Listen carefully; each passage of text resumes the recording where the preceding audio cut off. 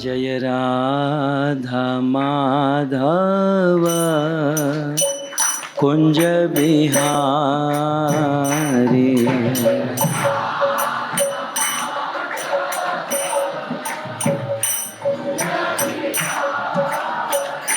जय गोपी जन वल्लभ गिरिवरधारी।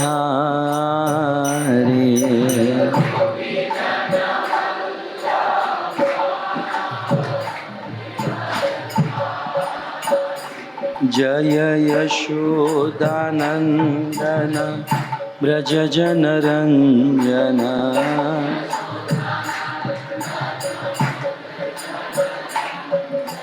यशोदानंदन ब्रज जन रंजन।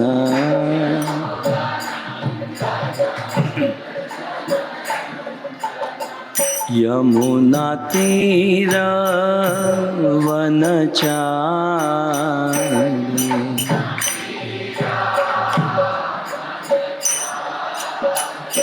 जय राधा माधव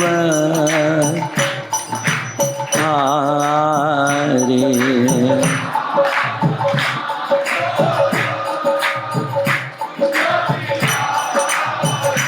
जय गोपी जन वल्लभ गिरिवरधारी।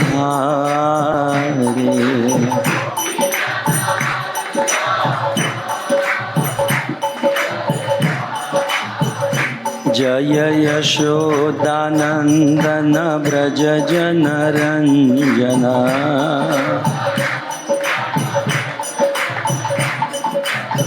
यमुना तीर वनचारी।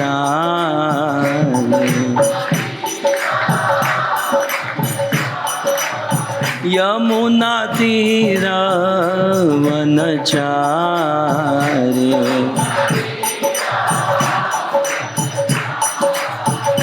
जय राधा माधव कुंज बिहारी।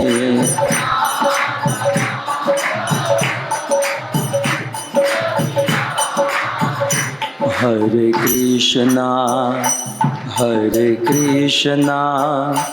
कृष्णा कृष्णा हरे हरे, हरे राम राम राम हरे हरे।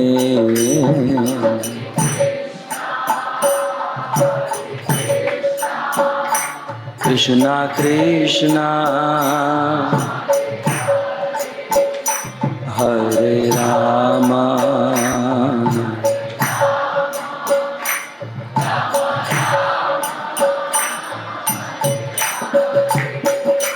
हरे कृष्णा कृष्णा कृष्णा हरे हरे, हरे राम राम राम हरे हरे।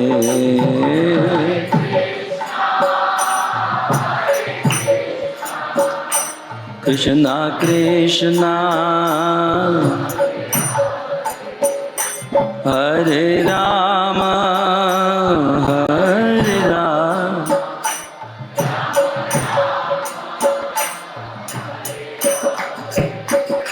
हरे कृष्णा कृष्णा कृष्णा हरे हरे, हरे Ram Ram Ram Hare Hare.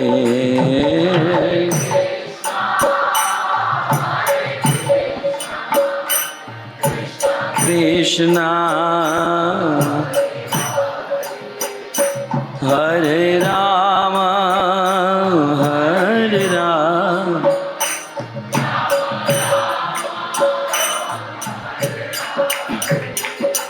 Hare Krishna, Hare Krishna, Krishna Krishna, Hare Hare, Hare Rama, Hare Rama, Rama Rama, Hare Hare, Hare Krishna.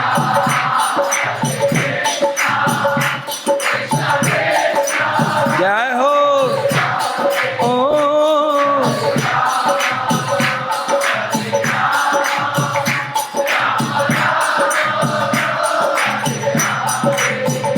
Hare Krishna, Hare Krishna, Krishna Krishna, Hare Hare, Hare Rama, Hare Rama, Rama Rama, Hare Hare, Hare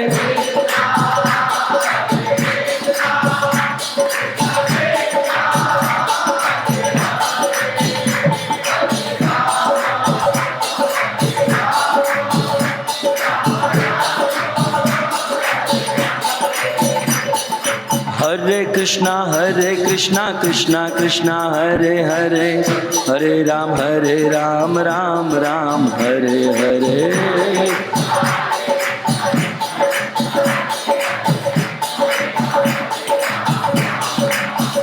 बोलो हरे कृष्णा कृष्णा कृष्णा हरे हरे, हरे राम राम राम हरे हरे.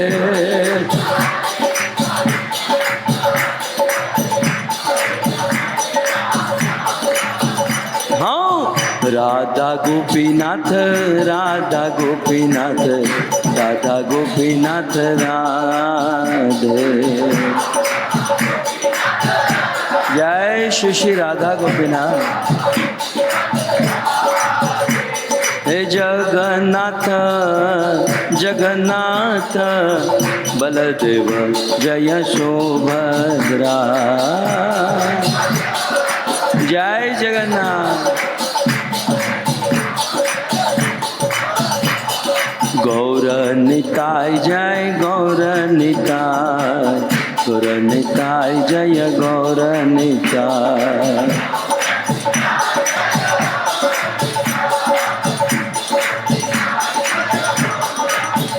आहा प्रभुपाद प्रभुपाद प्रभुपाद श्रील प्रभुपाद.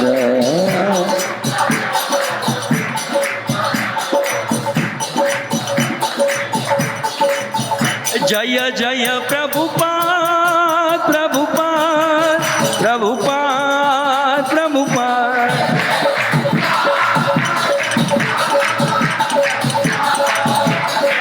निताय गौर हरि बोल हरि बोल हरि बोल हरि बोल.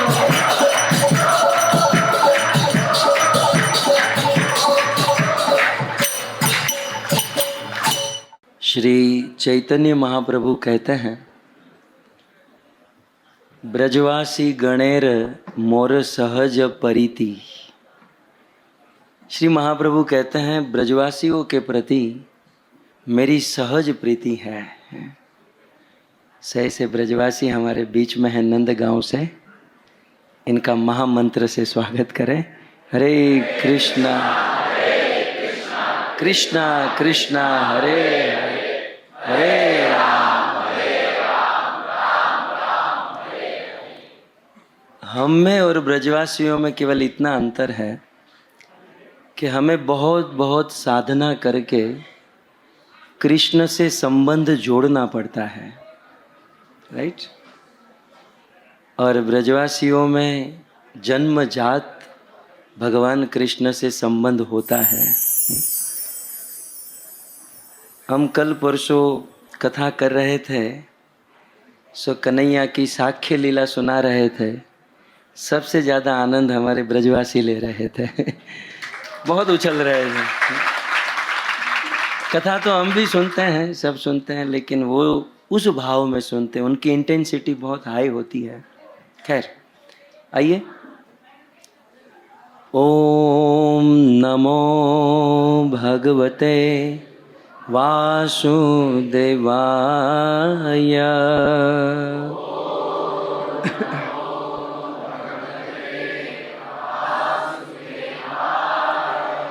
ॐ नमो भगवते वासुदेवाय।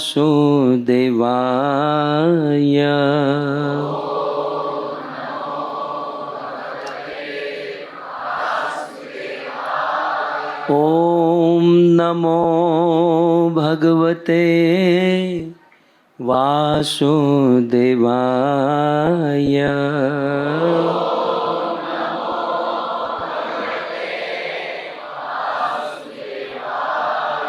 नारायणं नमस्कृत्य नरं चैव नरोत्तमं देवीं सरस्वतीं व्यासं ततो जयमुदीरये।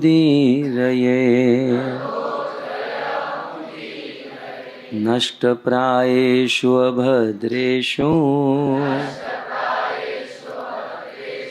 नित्यं भागवत सेवया भगवती उत्तम श्लोके भक्तिर्भवती नैष्ठकी। श्रीमद् भागवतम स्कंध 3 अध्याय 15 श्लोक क्रमांक 10। एक्चुअली आप सबको इंग्लिश सुनने का अभ्यास होगा, क्षमा कीजिएगा, हम हिंदी में बोलेंगे आज। तीसरा स्कंध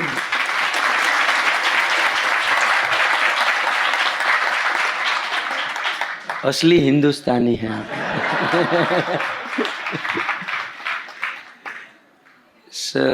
तीसरा स्कंध 15वां अध्याय और 10 नंबर श्लोक। येष देव दितेर्गर्भ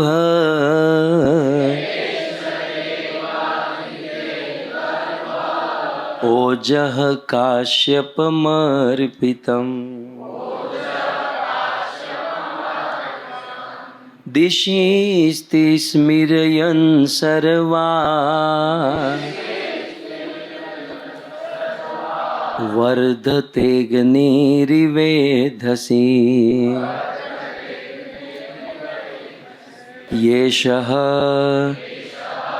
यह देव हे प्रभु दिते है दिति का गर्भ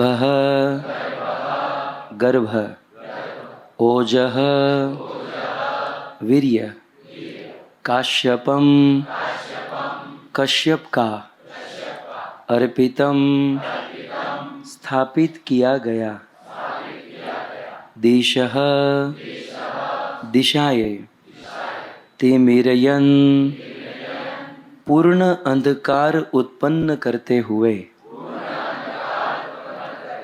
सर्वहा सारे वर्धते बढ़ाता है अग्नि आग इव सदृश एधसी ईंधन। अनुवाद एवं तात्पर्य कृष्ण कृपा मूर्ति श्री श्रीमद् ऐसी भक्ति वेदांत स्वामी प्रभुपाद के द्वारा। श्रील प्रभुपाद की। इस श्लोक का अनुवाद श्रील प्रभुपाद जी करते हैं। जिस तरह ईंधन अग्नि को वर्धित करता है, जिस तरह ईंधन अग्नि को वर्धित करता है, उसी तरह दीति के गर्भ में कश्यप के तेज से उत्पन्न भ्रीण ने सारे ब्रह्मांड में पूर्ण अंधकार उत्पन्न कर दिया। समझ में आया?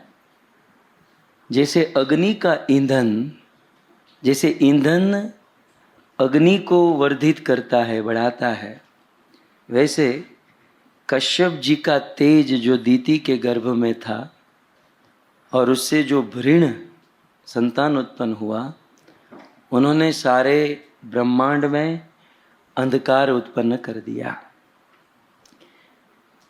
परपोट छोटा सा है। शिल प्रभुपाद जी लिखते हैं, ब्रह्मांड भर में फैले अंधकार को यहाँ पर भ्रूण द्वारा उत्पन्न बताया गया है, जो कश्यप के तेज से दीति के गर्भ में स्थापित किया गया था। That's it.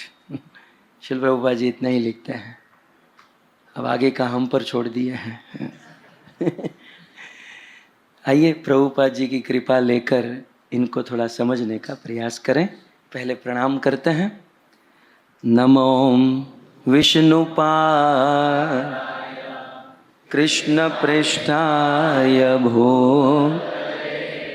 श्रीमते भक्ति स्वामी इति नाम नमस्ते सारस्वते गौरवाणी प्रचार निर्विशेष शून्यवाद पाश्चात्य देशता। जय श्री कृष्ण चैतन्य प्रभु नित्यानंद श्री अद्वैत गदाधर श्रीवासादि हरे कृष्णा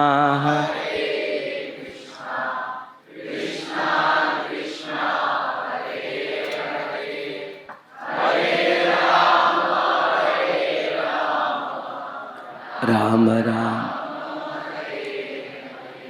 जगत गुरु शिल प्रभुपाद के।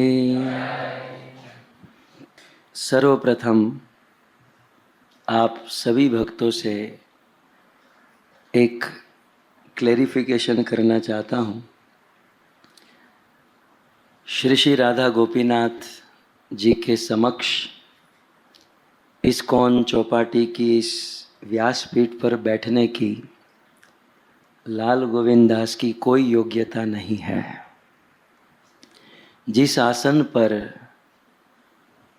प्रातः स्मरणीय परम आदरणीय महाभागवत पूज्य राधानाथ स्वामी बैठते हैं, पूज्य भक्ति रसामृत स्वामी बैठते हैं, प्रिय गौरांग प्रभु एवं आप सब वरिष्ठ बैठते हैं, उस स्थान पर हमारा बैठना तनिक भी उचित नहीं है।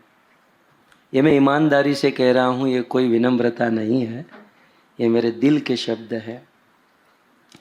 यहाँ पर बैठकर कुछ कहना ये हमारी घृष्टता ही होगी, क्योंकि आप सब बड़े पवित्र साधक हैं, बड़े प्रेमी भक्त हैं, और आप सब के बीच में मेरे जैसे मूर्ख के द्वारा कुछ कहना मुझे तनिक भी अच्छा नहीं लग रहा है।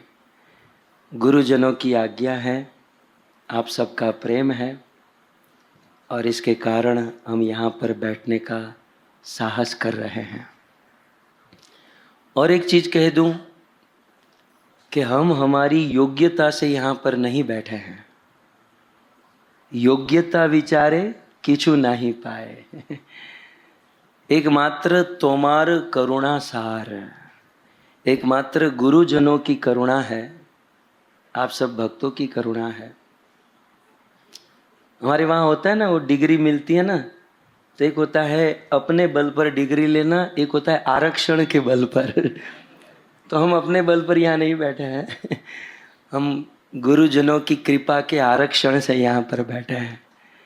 से हमारी कोई ऐसी लायकात योग्यता नहीं है। यदि हमसे कोई गलती हो जाए तो हमें क्षमा कीजिएगा, पहले से ही माफ़ी मांग लेते हैं। आइए, प्रतिदिन हम भागवत प्रवचन सुनते हैं। श्रील प्रभुपाद जी जब इस्कॉन की स्थापना किए, उनके पहले ही सोच कर रखे थे कि जब मैं इस्कॉन की स्थापना करूंगा तो सबसे पहला नियम रखूंगा भागवत क्लास, क्योंकि यह जीव पवित्र होगा और हृदय में प्रभु के प्रति प्रेम प्रकट होगा एकमात्र भागवत के द्वारा। जब प्रभुपाद जी कलकत्ता से जलदूता में बैठे और 1 महीने की दुर्गम यात्रा थी, और उस दौरान श्रील प्रभुपाद जी ने यह सोचा कि उस विषयी जीवों को मैं कैसे पवित्र करूंगा। तब प्रभुपाद जी को भागवत का ही स्मरण हुआ, भागवत के श्लोकों को याद करने लगे। हम लोग भजन में देखते ना, बड़ो कृपा कोइले कृष्ण अध मेरे प्रति, तो वहां पर श्रील प्रभुपाद जी भागवत के श्लोक कोट करते हैं। शृण्वता स्वकथाम कृष्ण पुण्य श्रवण कीर्तन हृदि अंतस्थो ही भद्राणी विधु नोति सुहत सताम। हमें कुछ नहीं करना है, चाहे भाव हो या न हो, इच्छा हो या न हो, यदि हम अपने कानों के माध्यम से कृष्ण कथा सुनते हैं तो श्रील प्रभुपाद जी लिखते हैं कृष्ण में और कृष्ण कथा में कोई अंतर नहीं है। जब अपने कर्ण से कृष्ण कथा सुनते हैं और वे कथा हृदय में जाती है तो स्वयं कृष्ण ही हमारे हृदय को साफ करते हैं।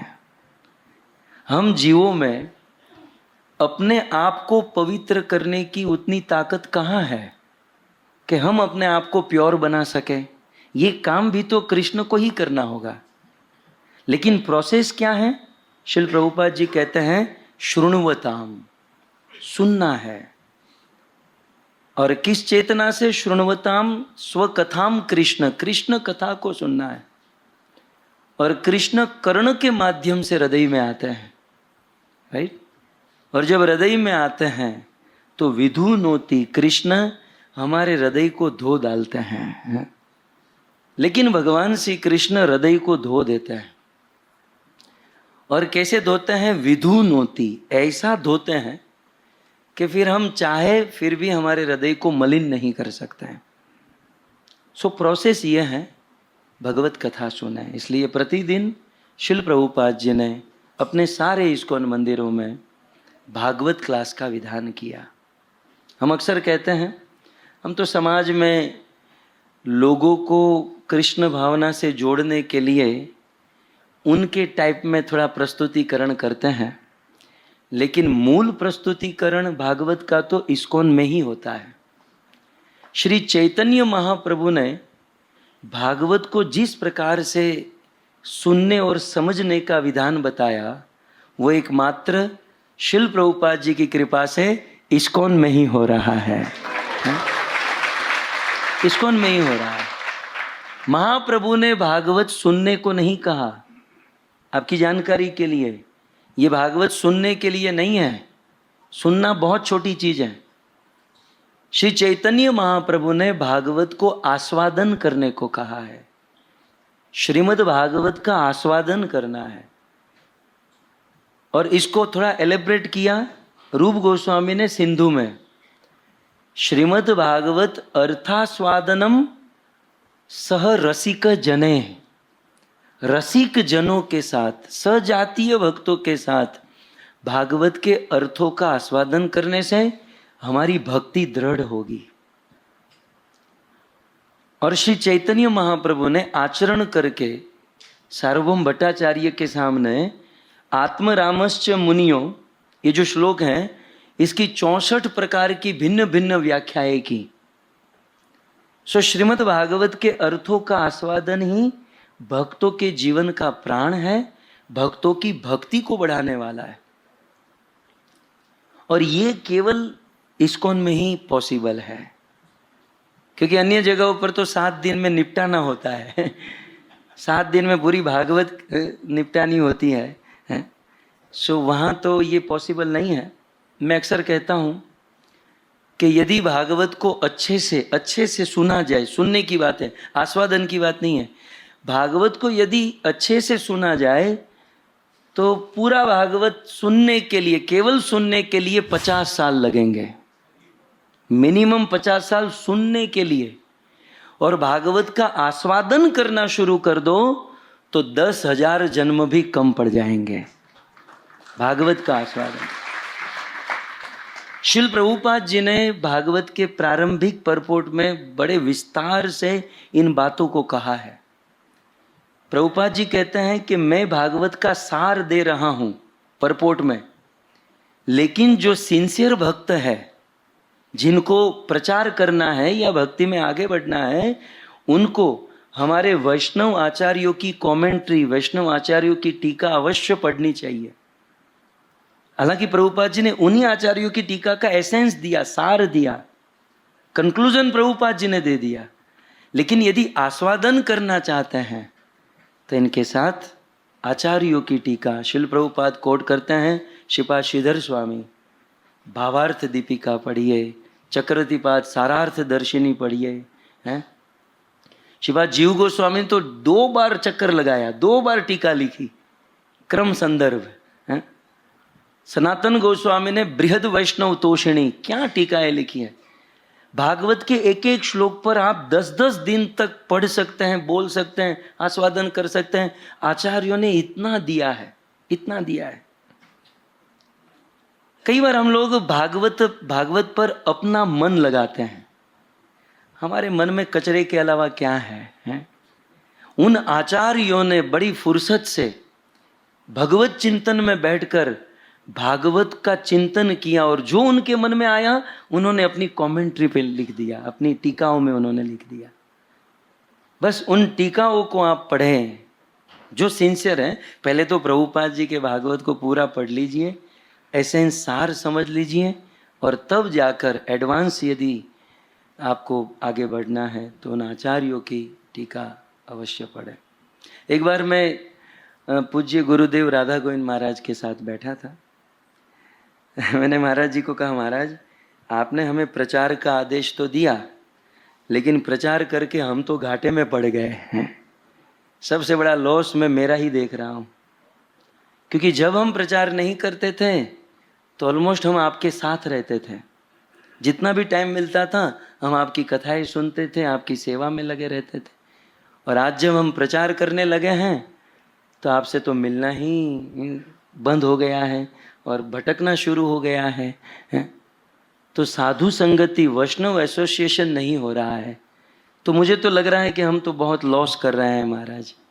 नाम का प्रचार है, अपना तो कुछ कर ही नहीं रहे हैं। तब महाराज जी ने एक पॉइंट कहा, शायद आपको काम में आ जाए। उन्होंने कहा कि ऐसा नहीं है लाल गोविंद, आप प्रचार करने के लिए प्रभुपाद जी की पुस्तक पढ़ते हैं? मैंने कहा हाँ। आप आचार्य की टीका पढ़ते हैं? मैंने कहा हाँ। तो प्रभुपाद जी की पुस्तक पढ़ना, आचार्यों की टीका करना, ये डायरेक्ट उनका एसोसिएशन करने के बराबर है। आप सीधे आचार्यों का एसोसिएशन कर रहे हैं। और ऐसे पवित्र आचार्यों का एसोसिएशन क्या होता है बताइए? मुझे इस प्रभु जी का एसोसिएशन करना है, मैं उसको टच करके बैठूं तो हो जाएगा, करंट सारा मेरे अंदर आ जाएगा? हैं? कई बार ऐसे हम लोग सोचते हैं। ऐसा नहीं होता। एसोसिएशन विचारों का एसोसिएशन करना है। आप समझ रहे हैं? हम जब बात करते हैं डिवोटी एसोसिएशन की, तो किसी डिवोटी के विचार का एसोसिएशन, और विचार में भी अच्छे विचारों का एसोसिएशन। एक तो हम एसोसिएशन करते नहीं है, और फिर एसोसिएशन करते हैं तो किसी डिवोटी के बुरे विचार का एसोसिएशन करता है, उनकी बुराई का एसोसिएशन करता है। अरे बुराई तो सबके अंदर है। यदि बुराई न होती तो बंदा यहां थोड़ी होता, वैकुंठ में बैठा होता। बुराई तो सबके अंदर, लेकिन हमें किसी भक्त के अच्छे गुणों का एसोसिएशन करना है। तो जब आचार्यों ने साधु संग साधु संग साधु संग ये कोड में कहा, ये कोड लैंग्वेज में कहा, इसको डिकोड करें तो इसमें और एक चीज जुड़ती है कि साधु संग माने क्या? साधु के अच्छे विचारों का एसोसिएशन। समझ रहे हैं? इसलिए कोई भी भक्त मिलता है, थोड़े बहुत गुण दोष तो रहते ही हैं सब में, उसे छांट कर हमें उनके गुणों का एसोसिएशन करना है। श्रील प्रभुपाद जी ने इस प्रकार से ये बहुत सुंदर व्यवस्था दी। हम तो प्रचार के क्षेत्र में इतने उलझ गए हैं कि नए नए लोगों के बीच में उनको रिझाने के लिए थोड़ा बहुत हमें ये सब करना पड़ता है। लेकिन सच के हमारा दिल तो रसास्वादन में ही ज़्यादा आकर्षित करता है, और जब इस प्रकार का मौका मिलता है तब हमारे हृदय में जो भाव होते हैं रसास्वादन के, हम उसे शेयर कर सकते हैं। तो आप सभी भक्तों का धन्यवाद कि मुझे यहाँ पर आपने अवसर दिया। रसास्वादन समझ रहे हैं ना, रसास्वादन। एक बार वॉशिंगटन डीसी में मेरा प्रवचन था और वहाँ पर जो प्रेसिडेंट थे उन्होंने कहा कि इसका ट्रांसलेशन करेंगे, हमको भी समझना है। मैं मन में सोचूं मत करो यार, मेरा कोई ट्रांसलेशन नहीं कर पाएगा, क्योंकि हम इतने फ्लो में चले जाते हैं कि वो बेचारा बंदा वो कुछ बोल ही नहीं पाता है। सो मैं बोलते बोलते बोलते मैं ऐसा बोला कि श्रीमद् भागवत का रसास्वादन होना चाहिए। वो चुप हो गया। मैंने कहा बोलो। बोले प्रभु क्या बोलूं? तो तब मैंने कहा कि जब इस वर्ड को आप ठीक से ट्रांसलेट नहीं कर सकते तो इंग्लिश में रसास्वादन क्या खाक करोगे? जब इस बात को ही आप इंग्लिश में इस वर्ड को ही ट्रांसलेट ठीक से नहीं आप कर पा रहे हो, रसास्वादन करने के लिए मूल भाषा तक जाना पड़ेगा। आप जितना मूल के निकट जाओगे ना, उतना रसास्वादन आप ज्यादा कर सकते हो, रस के प्रति ज्यादा निकट हो सकते हो। आइए, ये जो प्रसंग हम लोग सुन रहे हैं भागवत का तृतीय स्कंद है, बहुत सुंदर। भागवत के तृतीय स्कंद आप जानते हैं मूल रूप से विसर्ग तत्व है। तीसरा स्कंद जो है, भागवत के 10 सब्जेक्ट है ना, जैसे गीता के 5 सब्जेक्ट आप जानते हैं, ईश्वर जीव प्रकृति काल कर्म, वैसे भागवत के 10 सब्जेक्ट हैं। सर्ग विसर्ग स्थान पोषण उतय मनवंतर ईशानुग्रह निरोध मुक्ति आश्रय, ये 10 तत्व है भागवत में। भागवत का दूसरा तत्व है विसर्ग। विसर्ग माने ब्रह्मा के द्वारा की गई सृष्टि। तो ये तीसरे स्कंद में विसर्ग की कथा है कि ब्रह्मा के द्वारा कैसे सृष्टि की गई। सो ब्रह्मा से अनेक पुत्र उत्पन्न हुए, उनमें एक हुए कश्यप। क्या नाम था? कश्यप जी। और कश्यप जी की अनेकों पत्नियां हुई, उनमें से एक पत्नी थी दीति। क्या नाम था? दीति। आपकी जानकारी के लिए 2 फेमस पत्नी है, और बहुत सारी पत्नियां हैं, लेकिन 2 फेमस है, एक अदिति और एक दीति। अदिति से जितने भी पुत्र हुए सब देवता हुए। अदिति से जितने भी पुत्र हुए सब देवता कहे गए, और दीति से जितने भी हुए सब दैत्य कहे गए। सब दैत्य, सब हुए असुर। बाप एक ही है, बाप एक है, लेकिन एक बाप के ही पुत्र हुए देवता और उसी बाप के पुत्र हुए असुर। अच्छा, देवता और असुरों में क्या अंतर है? कौन बताएगा? हम लोग है ना, हमारा माइंड सेट हो गया, असुर माने 2 सींग उगाते हैं, हा हा हा हा, ऐसा करने वाले असुर होते हैं। ऐसा नहीं, असुर पैंट शर्ट में भी होते हैं, असुर बरमुडे में भी होते हैं, असुर ड्रेस से नहीं होते हैं। तो विष्णु पुराण में लिखा है, द्वैभूते लोकेस्मिन देव आसुर एवच। जब से यह सृष्टि बनी है, 2 प्रकार के जीव इस सृष्टि में रहते हैं, एक है देव और दूसरे हैं असुर। अस्मिन लोके द्वैभूते लोकेस्मिन देव आसुर एवच। अच्छा, देवता किसे कहते हैं? विष्णु भक्ता सुरा प्रोक्ता। जो विष्णु के भक्त हैं, जो भगवान विष्णु और विष्णु के दिए गए शास्त्र के अनुकूल चलते हैं, वो सब देवता है। विष्णु भक्ता सुरा प्रोक्ता आसुर एतद विपर्यय। और जो देवताओं से, भगवान से और भगवान के शास्त्रों से विपरीत चलते हैं, वो सब असुर है। असुर की यही डेफिनेशन है, शास्त्रों से विरुद्ध कर्म करने वाले, चाहे पैंट शर्ट में भी हो, वह असुर है, ऐसा शास्त्रों में लिखा है।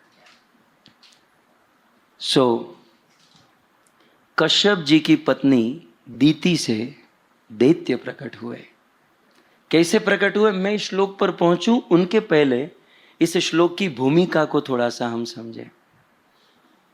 श्रीमद् भागवत के 3 स्कंद में वर्णन है कि एक दिन कश्यप जी यज्ञ किए और यज्ञ करके अपने घर पर अपनी कुटिया में वापस लौटे। जब यज्ञ करके वापस आए तो कश्यप जी की पत्नी दीति थोड़ा सा दुखी दुखी बैठी थी और कश्यप जी को पूछने की आवश्यकता नहीं पड़ी। Face is index of the heart. ये चेहरा जो है ना, हृदय का भाव बता ही देता है। रोज तो दीति बताती थी, बोलती थी पानी लाऊं, भोजन लाऊं, ये लाऊं, वो लाऊं।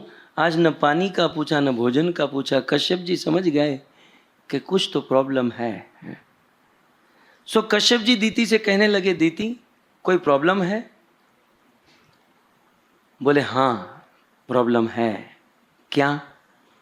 बोले जब भी मैं अदिति को देखती हूं और उनके संतानों को देखती हूं तो मेरे हृदय में भी कामना होती है कि मेरे भी संतान हो। सो मैं चाहती हूं कि मैं मां बनूं और मेरे पुत्र हो।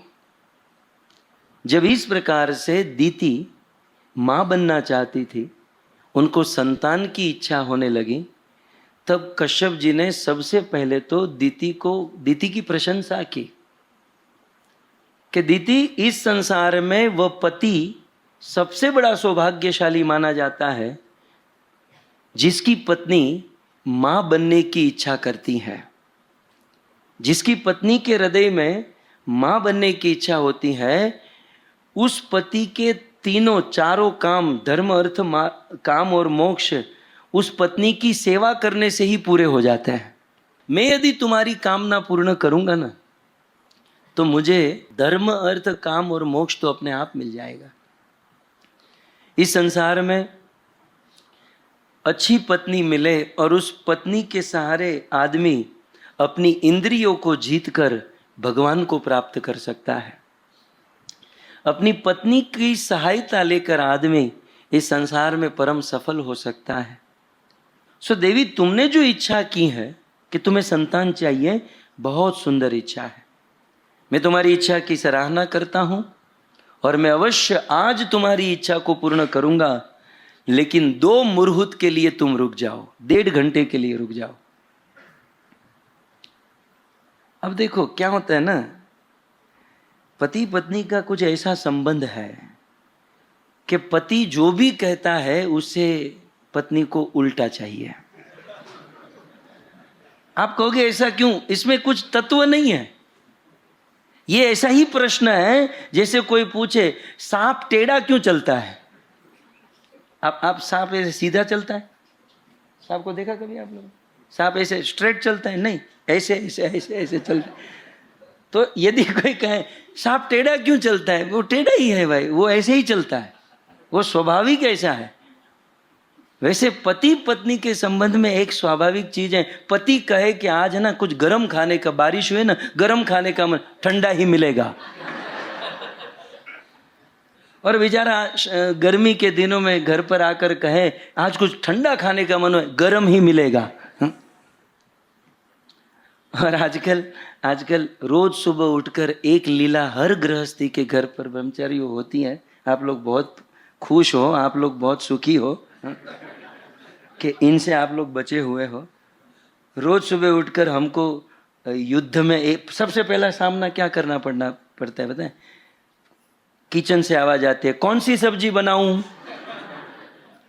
फिर पति बेचारा कहता है जो भी बनाना है बना लेना। नहीं आप बोलो, फिर आप है ना कंप्लेंट करते हो, कौन सी बनाऊं? तो पति थोड़ा सोचकर कहता है एक काम कर, टमाटर की बना। टमाटर कितने महंगे हैं? तो पनीर की बना। पनीर ने घर पर नहीं है तो गोभी की सब्जी बना ले। गोभी छीलने में बहुत कष्ट होता है। एक लड़की की शादी हुई, ससुराल में गई, पति ने वो गोभी ला कर दी, आज इसकी सब्जी बनाना। शाम को ऑफिस से घर पर आया, सब्जी नहीं बनी। बोले गोभी ला कर दिया था, सब्जी नहीं बनाई? बोले मैं उसको छीलती गई, अंदर से कुछ निकला ही नहीं। अरे देवी, निकालना नहीं होता है, उसी को काट कर बनाना होता है। लेकिन आज की लड़कियां व्हाट्सएप और इंस्टा से बाज आए तो ये सब सीखे ना। मैं ये कह रहा था, मैं क्या कह रहा था, मैं गोभी की सब्जी में चला गया। ये सामना करना पड़ता है कि क्या बनाऊं, टमाटर महंगे हो गए, पनीर नहीं है, ये नहीं है, वो नहीं है, 50 आइटम के बाद फिर कहती है कि आलू घर पर पड़े, आलू की बना देती हूँ। वो सोच कर ही बैठी थी सुबह उठकर के आलू की बनानी है, लेकिन ये बेचारे को आधा घंटा परेशान। ऋषिकेश जी सच बताना, देखो सबके सामने नहीं। तो ये क्या करे अब, ये मतलब ये स्वाभाविक है, इसमें कोई। तो पति बोले गरम, बोले ठंडा ही मिलेगा, ठंडा बोले गरम ही मिलेगा। मैंने एक लेख पढ़ा था, पता नहीं कहाँ तक सत्य है, लेकिन लेख में लिखा था तो मैं बता देता हूँ। एक पति परेशान हो गया, ये उल्टा ही चलती है, उल्टा ही चलती है। पति ने प्लान किया, संडे का दिन था, बोले आज तो बीच पर जाना ही नहीं है। क्यों नहीं जाना है? आज बीच पर हम लोग जाएंगे, आज बीच जाएंगे, जुहू बीच जाएंगे। पत्नी पति दोनों निकले और बीच पर गए तो पति ने कहा, देखो देवी, बीच पर तो आ गए लेकिन नहाना नहीं है, स्नान नहीं कर रहे हैं। बोले क्यों स्नान नहीं कर रहे? मैं स्नान करूंगी। वो अंदर गई, पति ने कहा कि देखो बहुत अंदर मत जाना, किनारे पर ही स्नान करना। क्यों? मैं अंदर जाकर स्नान करूंगी। बारिश हो रही थी, गई अंदर और डूबी। ये तो अंदर से लड्डू फूट रहे थे।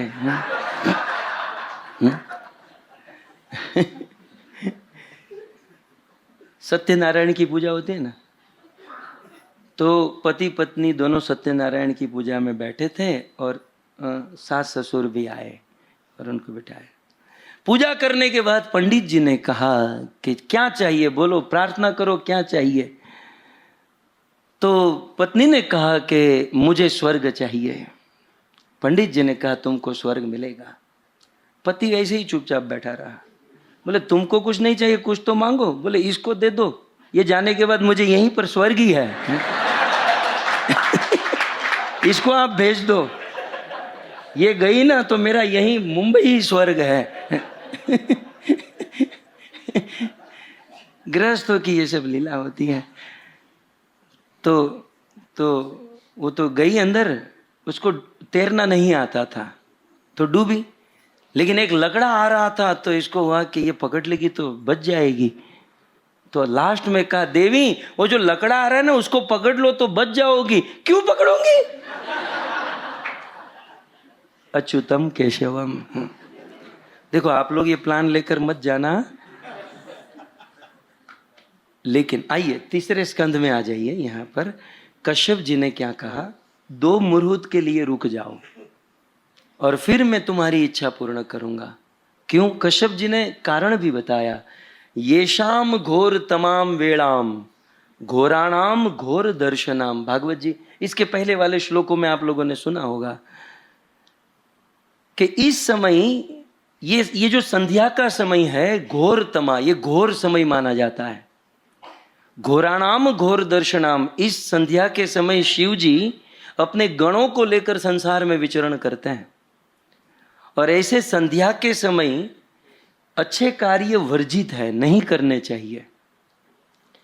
मत्स्य पुराण और वायु पुराण में लिखा है, ये 2 जगह पर इसको कोट किया गया है कि संध्या काले संप्राप्ते चतुर्कर्माणि वर्जयेत। संध्या के समय 4 प्रकार के कार्य वर्जित है और वह 4 कार्य कौन से हैं? आहार, निद्रा, स्वाध्याय और गर्भाधान, मैथुन। मत्स्य पुराण और वायु पुराण में इसका उत्तर भी बताया कि यदि संध्या के समय ये 4 कार्य करेंगे तो क्या होगा। तो कहते हैं आहार जायते व्याधि। संध्या के समय यदि भोजन करोगे तो उस भोजन से रोग उत्पन्न होंगे। या संध्या के पहले कर लीजिए, पहले ही करना चाहिए, बाद में तो और गड़बड़ हो जाएगी।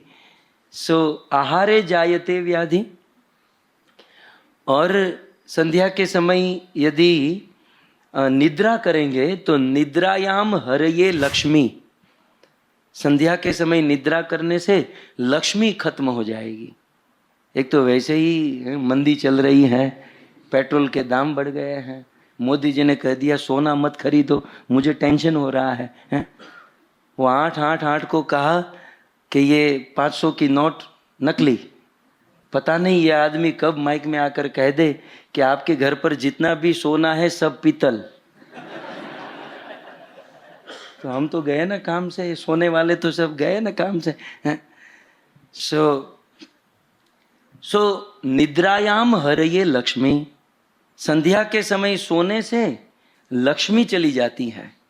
भोजन करने से आहारे जायते व्याधि, भोजन करने से रोग उत्पन्न होते हैं। स्वाध्याय मरणम ध्रुवम, संध्या के समय स्वाध्याय, स्वाध्याय माने भौतिक पढ़ाई विद्या शिक्षा प्राप्त करने से वो मरणम, वो आपको याद नहीं रहेगा, वो विस्मृत हो जाएगा, वो आप भूल जाओगे। और गर्भ दुष्टश्च मैथुने, संध्या के समय मैथुन करने से जो गर्भ आएगा वह दुष्ट प्रकृति का होगा। तो कश्यप जी बहुत प्रेम से समझा रहे हैं कि देवी तुम्हारी इच्छा बहुत अच्छी है, लेकिन टाइम ठीक नहीं चल रहा है। किसी भी कार्य को करने के लिए योग्य टाइम चाहिए। अभी ये जो टाइम है ये काल ठीक नहीं है। संध्या के समय यदि गर्भाधान होगा तो उसे संतान अच्छे नहीं होंगे। लेकिन मैत्रेय मुनि ये कथा विदुर जी को सुनाते हैं और कहते हैं कि विदुर, दीति के मन पर काम सवार हो चुका था, और जब किसी आदमी के मन पर काम सवार होता है ना, उनके विवेक को हर लेता है काम। गीता में कहा कामातुराणाम न भय न लज्जा, काम से जब आदमी आतुर हो जाता है तो उसको न भय रहता है न लज्जा होती है। ये काम जो है बड़े बड़े विवेकी लोगों के विवेक को भी हर लेता है।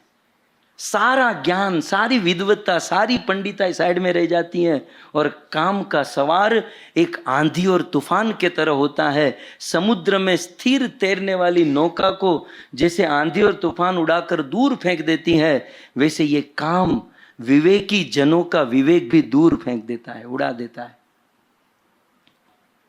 काम जो है किसी का नहीं हुआ। श्री वेदव्यास मुनि जब ये ग्रंथ वेद शास्त्र लिखवा रहे थे ना, गणेश व्यास जी बोल रहे थे, गणेश जी लिख रहे थे, और व्यास जी बोलते गए देखो काम पर कंट्रोल होना चाहिए। और काम पर कंट्रोल करने के लिए सबसे पहली बात, पर स्त्री का दर्शन नहीं करना चाहिए, पर स्त्री का एसोसिएशन नहीं करना चाहिए, किसी पराई स्त्री के साथ एकांत में नहीं बैठना चाहिए। ये सारी बात, सारे क्लोज कॉन्स्टिट्यूशन वेदव्यास जी लिखवा रहे थे। इस बात को महाप्रभु ने चरितार्थ किया। वो हरिदास, छोटे हरिदास की कथा हम सुनते ना, वो किसी स्त्री के वहां से भोजन मत लाना, मधुकरी मत करना, वो कथा आप लोग जानते हैं। उस वहां पर श्री महाप्रभु कहते हैं, दारूवी प्रकृति है मुने रपी मन, बड़े बड़े मुनि रात दिन वेदों का, शास्त्रों का मनन करते हैं, जिसका मन 24 घंटा शास्त्र में लगा है, उन मुनियों को साक्षात स्त्री नहीं, दारूवी प्रकृति, लकड़े की स्त्री, स्त्री का फोटो पिक्चर भी यदि देखें तब भी मुनियों का मन पिघल जाता है। इसलिए हा हंत बड़े बड़े मुनियों को भी स्वप्न में भी स्त्री का दर्शन नहीं करना चाहिए। तो वेदव्यास मुनि ये सब लिखवा रहे थे, लिखो ये सब लिखो, मुनियों को भी एकांत, और किसी मुनि को एकांत में अपनी माता के साथ भी नहीं बैठना चाहिए, लिखो। जब इस प्रकार से लिखवा रहे थे तो बीच में व्यास और गणेश के बीच में एडिटर बैठे थे, जैमिनी ऋषि। व्यास के बहुत सारे शिष्य थे, पैल ऋषि, जैमिनी ऋषि, बहुत सारे। तो जैमिनी एडिटिंग कर रहे थे। उन्होंने कहा रुको व्यास जी, अब बहुत हुआ, ये संसार के गृहस्थों के लिए ये सब आप लिखाते हो तो ठीक है, आप साधुओं के लिए कहते हो कि स्त्रियों के साथ एकांत में नहीं बैठता। अरे साधु तो जितेंद्रिय होते हैं, अपना घर बार सब कुछ छोड़कर भजन करते हैं, वैरागी होते हैं, और उनके लिए आप लिखवा रहे हो। नहीं नहीं, आप ये ठीक नहीं कर रहे हो। वेदव्यास मुनि ने सोचा कि ये समझाने से नहीं मानेगा, प्रैक्टिकल से मानेगा। कुछ बातें प्रैक्टिकल से आदमी मानता है। बोले एक काम करते हैं, वैसे भी संध्या का समय हो गया है, इसको हम होल्ड करते हैं, इसको ऐसे ही रख देते हैं, कल सुबह फ्रेश मूड में लिखेंगे। क्या कहा? सुबह फ्रेश मूड में लिखेंगे। और सब लोग, गणेश अपने घर पर, व्यास अपने घर पर, जैमिनी ऋषि अपने घर पर चले गए और जाकर सो गए। जैसे आज बारिश हुई ना रात को अचानक, वैसे अचानक सी बारिश हुई और 12 बजे किसी ने दरवाजा खटखटाया और जैमिनी ऋषि ने दरवाजा खोला तो एक भीगी हुई स्त्री, बिल्कुल सारे कपड़े वस्त्र भीगे हुए, और उस स्त्री ने कांपते हुए कहा कि असमय में वर्षा हुई, मैं एक यात्री हूँ और मुझे आश्रय चाहिए एक रात्रि के लिए। साधु ने दरवाजा बंद कर दिया, है ना, साधु तो वैरागी। बोले हम साधु है, ऐसे स्त्रियों के साथ हम नहीं रहते, हम ये सब नहीं कर सकते। स्त्री ने कहा साधु है इसलिए तो हम आपकी शरण में आए हैं। साधु यदि दुखी आदमी को शरण नहीं देंगे तो कौन शरण देगा? आप हमें एक रात्रि के लिए शरण दीजिए। जैमिनी ऋषि को थोड़ी सी दया आई, दरवाजा खोला और कहा कि ठीक है, आप अंदर रहो और अंदर से दरवाजा बंद कर दो, मैं बाहर छत के नीचे सो जाता हूं, और देखो कोई भी दरवाजा खटखटा, इवन मैं भी दरवाजा खटखटाऊं, खोलना मत। ठीक है। स्त्री अंदर चली गई, जाकर सो गई, जैमिनी बाहर सो गए। लेकिन एक बार वो स्त्री को, भीगी हुई स्त्री का जो दृश्य देखे ना, मन में छप गया। भक्तों, हम सैकड़ों भगवान के श्रृंगार के अच्छे दर्शन करें, हमारा मन अच्छे दृश्य को इतना नहीं पकड़ता जितना बुरे दृश्य को पकड़ता है। बुरे दृश्य की छाप हमारे मन में बहुत गहरी हो जाती है, और वह एक गलत दृश्य जैमिनी ऋषि की नींद को उड़ा दिया। और रात को 1:30 बजे खड़े हुए, दरवाजा खटखटाया, देवी दरवाजा खोलो। बोले नहीं, कौन है? मुझे मालिक ने मना किया है। बोले मैं मालिक ही बोल रहा हूं, मैं इस घर का मालिक, खोलो दरवाजा। बोले नहीं खोलूंगी। अरे खोलो। बोले क्या काम है? बोले एक प्रपोजल है। बोले क्या? मैं आपसे शादी करना चाहता हूं। बस हो गया, मैं आपसे शादी करना चाहता हूं। बोले अभी रात को 1:30 बजे? बोले हाँ, अब तदेव लग्नम सुदिनम तदेव।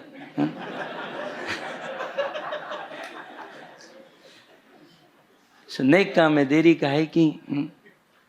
बोले नहीं, ऐसा आपने खुद ने मना किया है कि मैं भी खटखटाऊं तो मत खोलना, मैं नहीं खोलूंगी। उस स्त्री ने दरवाजा नहीं खोला। ये जैमिनी ऋषि कुटिया के पीछे सीढ़ी चढ़कर छप्पर फाड़ कर अंदर कूदे। बोले घर का मालिक मैं और तुम मना करती हो, मैं शादी करना चाहता हूं। बोले साधु से शादी हो तो ये मेरा भी सौभाग्य है?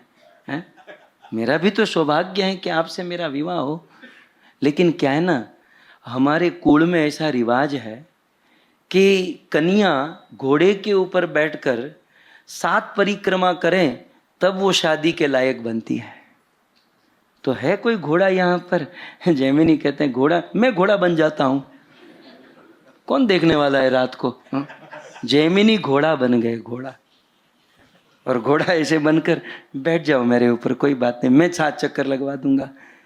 1 चक्कर, 2 चक्कर, 5, 6 और 7वां चक्कर लगा और मन में लड्डू फूट रहे हैं कि अब नीचे उतरो, अब हम शादी करेंगे। और वह स्त्री जैसे ही कूदकर नीचे उतरी तो क्या देखा? वेदव्यास मुनि खड़े हैं।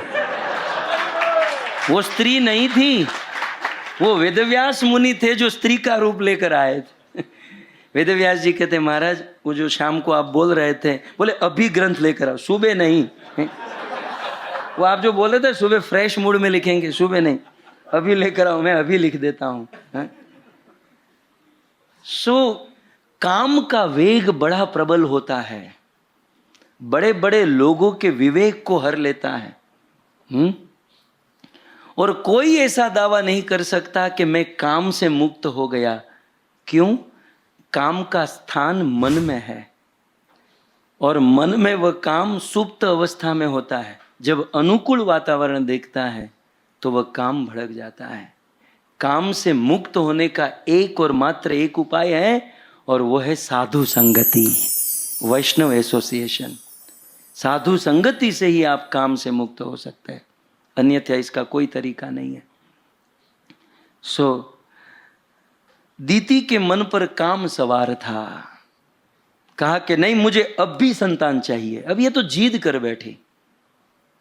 देखिए, जिद करनी चाहिए, माताओं को निवेदन, लेकिन थोड़ा सा शास्त्र के अनुसार जिद होनी चाहिए। ये थोड़ी बड़ी गलत जिद हो गई। ये समझाते रह गए कि संध्या का समय है देवी, ये मत करो मत करो, लेकिन नहीं मानी। और फिर कश्यप और दीति का मिलन हुआ और कश्यप जी का तेज दीति के गर्भ में आया। जब तेज दीति के गर्भ में आया और फिर जब दीति का मन शांत हुआ, तब कश्यप जी ने कहा कि तुमने मनमानी करी ना, अब देखना तुम्हारे गर्भ से कोई अच्छे संतान नहीं होंगे, असुर जन्म लेंगे और ऐसे आतंकवादी जो पूरी दुनिया के नाक में दम कर देंगे, बड़े घोर स्वभाव वाले होंगे। दीति रोने लगी कि मुझे ऐसे संतान नहीं चाहिए, मुझे माफ करो, ये करो वो करो। बोले वो मैं पहले समझा रहा था, तुम उस समय समझ गई होती तो अच्छे संतान मिलते, लेकिन तुम नहीं मानी। नहीं नहीं, मुझे ऐसा नहीं चाहिए। बोले अब तो होकर ही रहेगा। और फिर वैसा ही हुआ।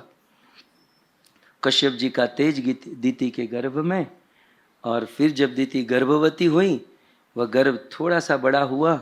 आज का श्लोक आप देख सकते हैं, क्या कहते हैं? येष देव दितेर गर्भ। दीति के गर्भ का प्रभाव क्या हुआ? कहते हैं ओज काश्यम अर्पितम। कश्यप जी का ओज तेज दीति के गर्भ में था, इसलिए उस तेज ने दीति के गर्भ के प्रभाव से दिशि तिमिरेयन, दिशि दसों दिशा में, तिमिर माने अंधकार छा गया। दीति के गर्भ आने से वो 2-3 महीना चल रहा होगा और 2-3 महीने में ही बाहर किसी असुर के जन्म लेने का लक्षण प्रकट होने लगा। असुर के जन्म लेने का सिम्टम्स प्रकट हो गया। और वे सिम्टम्स क्या थे? अंधकार छाने लगा, मानो वज्रपात होने लगा हो, असमय में वर्षा होने लगी, भयंकर वातावरण छा गया। और सारे देवता भगवान को ये सब कह रहे हैं, इसलिए कहते हैं येष देव। ये देव शब्द जो है ना, आचार्य अपने टीका में लिखते हैं देवानाम सर्वज्ञ त्वात्वम तु देवः। देव का अर्थ होता है सर्वज्ञ। देव माने सब कुछ जानने वाले। बोले हे प्रभु, आप तो सब जानते ही हैं कि दीति के गर्भ के कारण भयंकर असुर उनके गर्भ में है और उसका सिम्टम्स यहां पर प्रकट हो रहा है।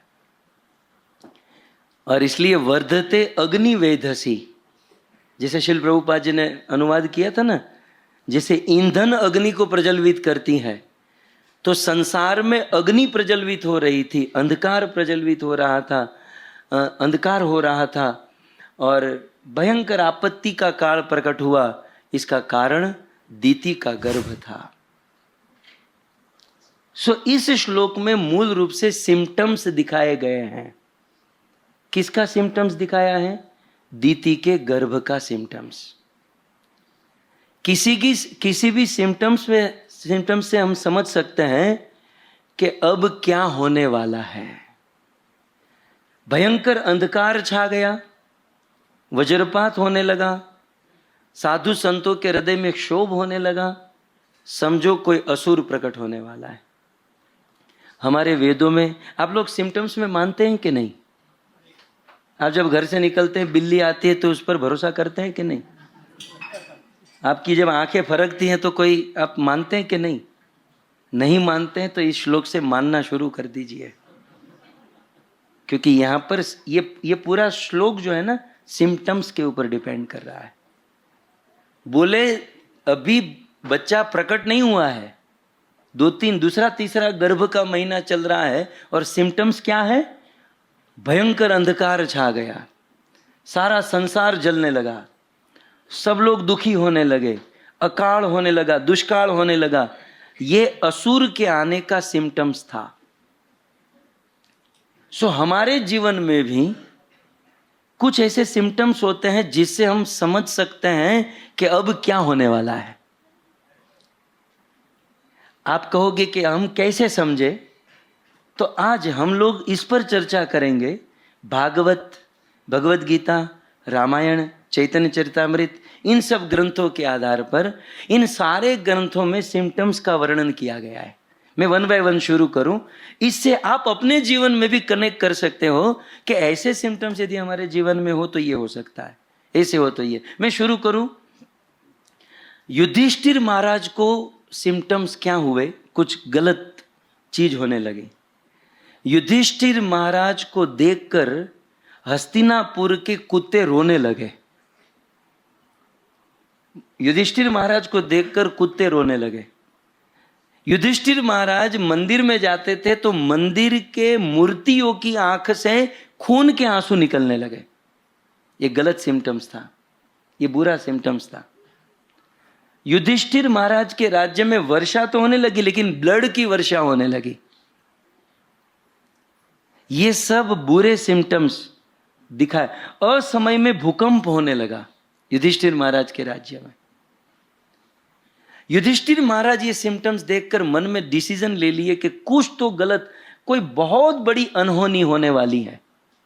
समझ रहे हैं आप? तब तक अर्जुन आए द्वारिका से, भागवत जी में ये वर्णन है। और तुरंत युधिष्ठिर महाराज ये सोच ही रहे थे, ये भूकंप हो रहा है, कुत्ते रो रहे हैं, मूर्तियों की आंखों से आंसू निकल रहा है, खून की बारिश हो रही है, युधिष्ठिर का हृदय कांप रहा है। वो मन में ये सिम्टम्स को देखकर समझ ही गए कि कुछ गड़बड़ है। तब तक अर्जुन आए और कहा कि प्रभु एक दुखी समाचार लेकर आया हूं। सीधा कनेक्ट कर लिया। बोले हाँ, वो तो सिम्टम्स मिल ही गए थे। क्या क्या क्या दुखी समाचार है, जल्दी बताओ। बोले हमारे ईश्वर, हमारे भगवान कृष्ण 128 वर्ष तक लीला किए और अभी अभी इस ब्रह्मांड को छोड़कर वैकुंठ में चले गए हैं। कृष्ण के संसार को छोड़ने का ये सिम्टम्स था कि जब कृष्ण संसार को छोड़े तो युधिष्ठिर ने ये सिम्टम्स देखे, ये लक्षण देखे। भगवान राम जब प्रकट हुए तो क्या सिम्टम्स था? रामायण में बहुत सुंदर वर्णन है। राम जी जब प्रकट हुए तो सारे ग्रह वार नक्षत्र अच्छी अच्छी जगह पर बैठ गए। ग्रह अपनी टॉप मोस्ट पोजीशन लेकर बैठ गए। और हम जब प्रकट हुए, सबसे बेकार वाली पोजीशन होती ना, वहां ग्रह बैठा। पंडित जी के पास जाते हैं, इसको मंगल भी नट रहा है, गुरु भी नट रहा है, शनि भी नट रहा है, और ये आदमी दुनिया को नट रहा है। एक आदमी पंडित जी के पास गया, कहा महाराज हाथ देखिए, महाराज बड़ा दुखी हूं। पंडित जी ने कहा तुझे शनि ग्रह नट रहा है, 7.5 लगी हुई है। महाराज कुछ कीजिए, बड़ा परेशान हूं। बोले देख 1000 रुपया दे दे, तेरे लिए मैं जाप करूंगा, सब ठीक हो जाएगा। बोले महाराज 1000 रुपये होते तो यहां आता मैं। नहीं है महाराज, इसीलिए तो मैं दुखी हूं, यहां पर आपके पास आया हूं। कोई बात नहीं, एक काम कर 100 रुपये दे दे, मैं नहीं करूंगा, मेरे चेलों से मैं करवा लूंगा जाप, तेरा सब ठीक हो जाएगा। महाराज 100 भी होता तो थोड़ी यहां आता। आप सोचिए, मुझे देखकर लगता है मेरे पास 100 रुपये होंगे। पंडित जी ने कहा लास्ट न तेरा न मेरा, 10 रुपया दे दे। पंडित जी कृपालु थे, अकारण करुणा वरुणालयी थे। पंडित जी ने कहा 10 दे दे, तेरा काम बन जाएगा, निकल यहां से। महाराज 10 थोड़ा कम कर दो, थोड़ा नक्की गुजराती होगा, थोड़ा कम कर दीजिए महाराज। पंडित जी ने कहा ला तेरे पास कितना है, कितना जो भी है दे दे। 1 रुपया है, शुकन का 1 रुपया दे दे। बोले महाराज 1 रुपया भी नहीं है। पंडित जी ने 1 रुपया भी नहीं है, निकल निकल, शनि तेरा क्या बिगाड़ लेगा। शनि तो उसका बिगाड़ता है जिसके पास कुछ होता है, समझे? जिसके पास कुछ होता है शनि उसका, तेरा क्या, तेरे पास कुछ है ही नहीं, क्या बिगाड़ेगा, निकल। बेचारा निकल गया, दरवाजे तक पहुंचा, फिर से बुलाया, यहाँ यहाँ देख, शनि तो तेरा कुछ नहीं बिगाड़ेगा, तू शनि का कुछ मत बिगाड़ना, इतनी कृपा कर देना, तू शनि का कुछ मत बिगाड़।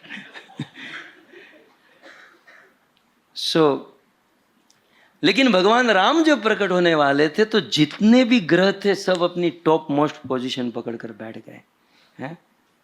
ये सिम्टम्स थे, सारे ग्रह अपनी टॉप पोजीशन पर। चैत्र मास में राम जी का जन्म हुआ, धूप घाम होता है, गर्मी होती है, लेकिन उस समय मध्य दिवस न शीतल अति घामा, वो दिन जो था बिल्कुल ठंडा हो गया और शीतल मंद सुगंधित वायु बहने लगी जब राम जी का। ये सब सिम्टम्स थे। और फिर वशिष्ठ जी ने कह दिया, हाँ, इन सिम्टम्स को देखकर वन में या बगीचों में अचानक फूल खिलने लगे, नदियों में बाढ़ आने लगी, संतों के मन में आनंद होने लगा, दुष्टों के मन में क्षोभ होने लगा। जब यह सब सिम्टम्स हुए तब वशिष्ठ जी ने ऐलान किया कि आज राम जी प्रकट होने वाले हैं। ये सब सिम्टम्स होते हैं। जैसे यहां पर दीति गर्भवती हैं, सिम्टम्स क्या है? अंधकार छा गया है, अग्नि बरसने लगी। वैसे जब भगवान प्रकट होने वाले तो इसके अलग सिम्टम्स होते हैं। भगवान श्री कृष्ण प्रकट होने वाले थे तो क्या सिम्टम्स थे? अथ सर्व गुणोपेत काल परम शोभनम, काल जो था परम सुशोभित हो गया, दिशाएं स्वच्छ हो गई, आकाश में ग्रह नक्षत्र तारे शांत हो गए। ये कृष्ण जन्म के सिम्टम्स थे। इतना ही नहीं, नदियों का जल निर्मल हो गया, सरोवरों में अचानक एक ही दिन में कमल खिलने लगे, अप्सराएं नाचने लगी, गंधर्व नृत्य करने लगे, बादल गरजने लगे, झरमर झरमर बादल बरसने लगे, स्वर्ग में दुंदुभिया बजने लगी। संतों के मन में एक अचानक सा आनंद होने लगा। गोकुल में, वृंदावन में कोई थोड़ा सा खड्डा करे तो हीरे मोती की खान प्रकट होने लगी। ये सब सिम्टम्स जब गर्गाचार्य ने देखा तब उन्होंने ऐलान कर दिया कि आज कृष्ण का जन्म होने वाला है। ये लक्षण, ये सिम्टम्स जो होते हैं हमारे जीवन में शुभ अशुभ होने वाला हो, इसका वर्णन करते हैं। आइए मैं आगे सिम्टम्स के बारे में बताऊं। कंस ने अक्रूर जी को ब्रज में भेजा कृष्ण को लाने के लिए। अक्रूर जी के मन में प्रश्न हुआ कि कृष्ण मुझे मिलेंगे कि नहीं, कृष्ण मेरे साथ आएंगे कि नहीं। अक्रूर जी को यह प्रश्न हुआ। तो भागवत जी में वर्णन है, आप अक्रूर मनोरथ ये प्रकरण पढ़िएगा। अक्रूर जी को हुआ कि क्या कृष्ण मुझे मिलेंगे, वो मेरे साथ आएंगे, वो मेरे साथ क्यों मथुरा आएंगे। जब ये प्रश्न हुआ तब तुरंत अक्रूर जी ने देखा, द्रक्ष्यामि नूनम सुकपोल नासिकम। अक्रूर जी ने क्या देखा कि अक्रूर जी की दाईं ओर से कुछ हिरण जा रहे थे। अक्रूर जी ने अपनी दाईं ओर हिरण को जाते हुए देखा, अपने सिर पर मटके में यमुना जल भरकर कुछ स्त्रियां को जाते हुए देखा, कुछ ब्राह्मणों को हाथ में वेद लेकर चलते हुए देखा है? कुछ गैया को, ब्राह्मणों को, इन सब को जब अक्रूर जी ने देखा तो अक्रूर जी सोचे कि अच्छे सिम्टम्स हैं, और ये सिम्टम्स यदि हो रहे हैं तो निश्चित कृष्ण और बलराम मुझे मिलेंगे और मैं उनको लेकर मथुरा जाऊंगा। ये अक्रूर जी ने पहले से ही तय कर लिया था इन सिम्टम्स को देखकर। सो इस प्रकार से लक्षण बता देते हैं, सिम्टम्स बता देते हैं कि आगे क्या होने वाला है। विभीषण ने, रामायण में एक चक्कर लगा देते हैं, राइट। विभीषण ने स्वप्न में भी नहीं सोचा था कि राम मुझे मिलेंगे, लेकिन एक सिम्टम्स ऐसा हुआ, उनको 200% कंफर्म हो गया कि राम अवश्य मुझे मिलेंगे। और वो सिम्टम्स क्या था? हनुमान जी का आगमन। तामस वेश किछु साधन नाही, विभीषण का ये अपना उद्गार है कि मैं असुर कुल में मेरा जन्म हुआ, आसुरी वृत्ति का आदमी हूं, असुरों का एसोसिएशन करता हूं, कोई मेरी ऐसी एक्टिविटी नहीं है जिसको देखकर भगवान मेरे पास आएंगे। लेकिन एक सिम्टम्स क्या था? अब मोहि भा भरस हनुमंता। लेकिन विभीषण के घर पर हनुमान का आगमन हुआ, यह सबसे अच्छा सिम्टम्स था भगवान को मिलने का, कि आज मेरे जीवन में हनुमान जैसे संत गुरु का आगमन हुआ, तो आज गुरु मिले हैं तो कल भगवान अवश्य मिलेंगे। अब मोहि भा भरस हनुमंता, बिन हरि कृपा मिलत नहीं संता। भगवान श्री कृष्ण, भगवान राम हमको मिलेंगे, इसका सिम्टम्स क्या है? हमको कोई सदगुरु का आश्रय मिल जाए। सो विभीषण के जीवन में भी ये सिम्टम्स था, है? मरते हुए आदमी को भगवान मिलेंगे, इसका सिम्टम्स क्या है? भगवत गीता में कृष्ण कहते हैं, क्या कहते हैं? अंत काले च स्मरण उक्त्वा।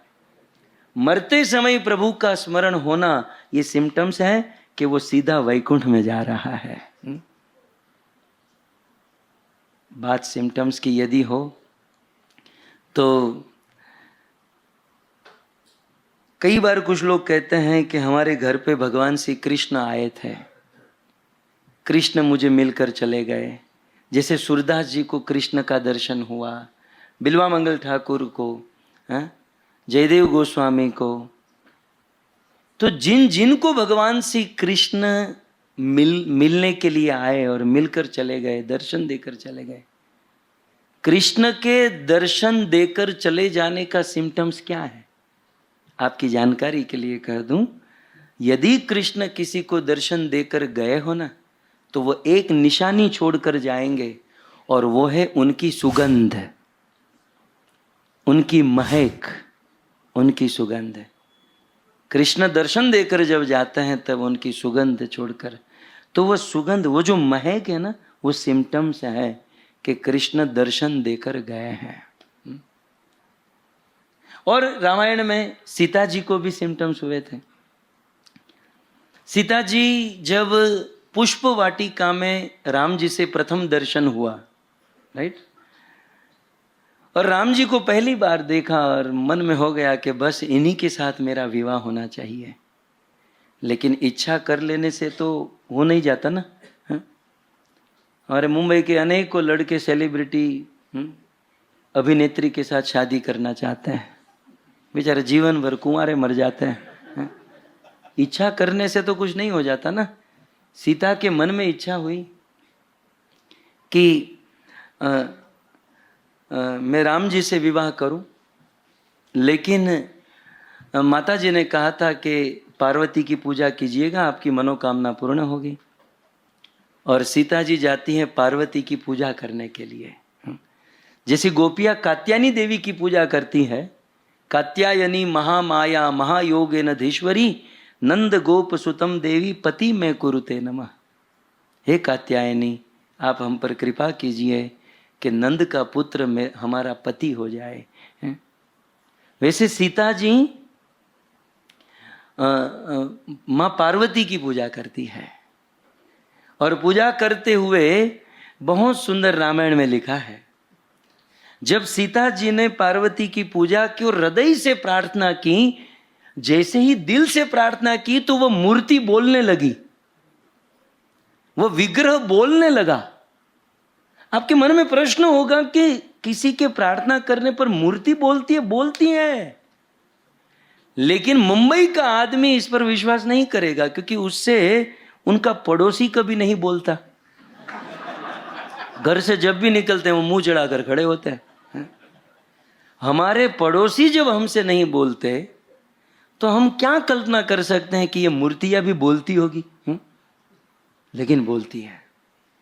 सीता जी ने जब प्रार्थना की, क्या सुंदर लोक में गाते हैं, मनुजाही राचे हूँ मिली ही सो बरु सहज सुंदर सावरो करुणा निधान सुजान सिलु स्नेहु जानत रावरो।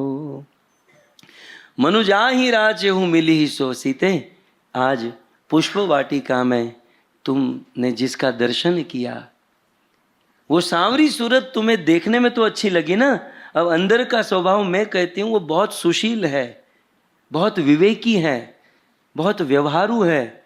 तुमने जिस पुरुष को चुना है वो बिल्कुल परफेक्ट है। और बेटी तुम चाहती हो ना कि तुम्हारा विवाह उनसे हो, तो जा, ये पार्वती तुम्हें आशीर्वाद देती हैं कि कल स्वयंवर में तुम्हारा उनसे विवाह हो जाएगा। माँ भवानी ने आशीर्वाद दे दिया कि तुम्हारा विवाह होगा।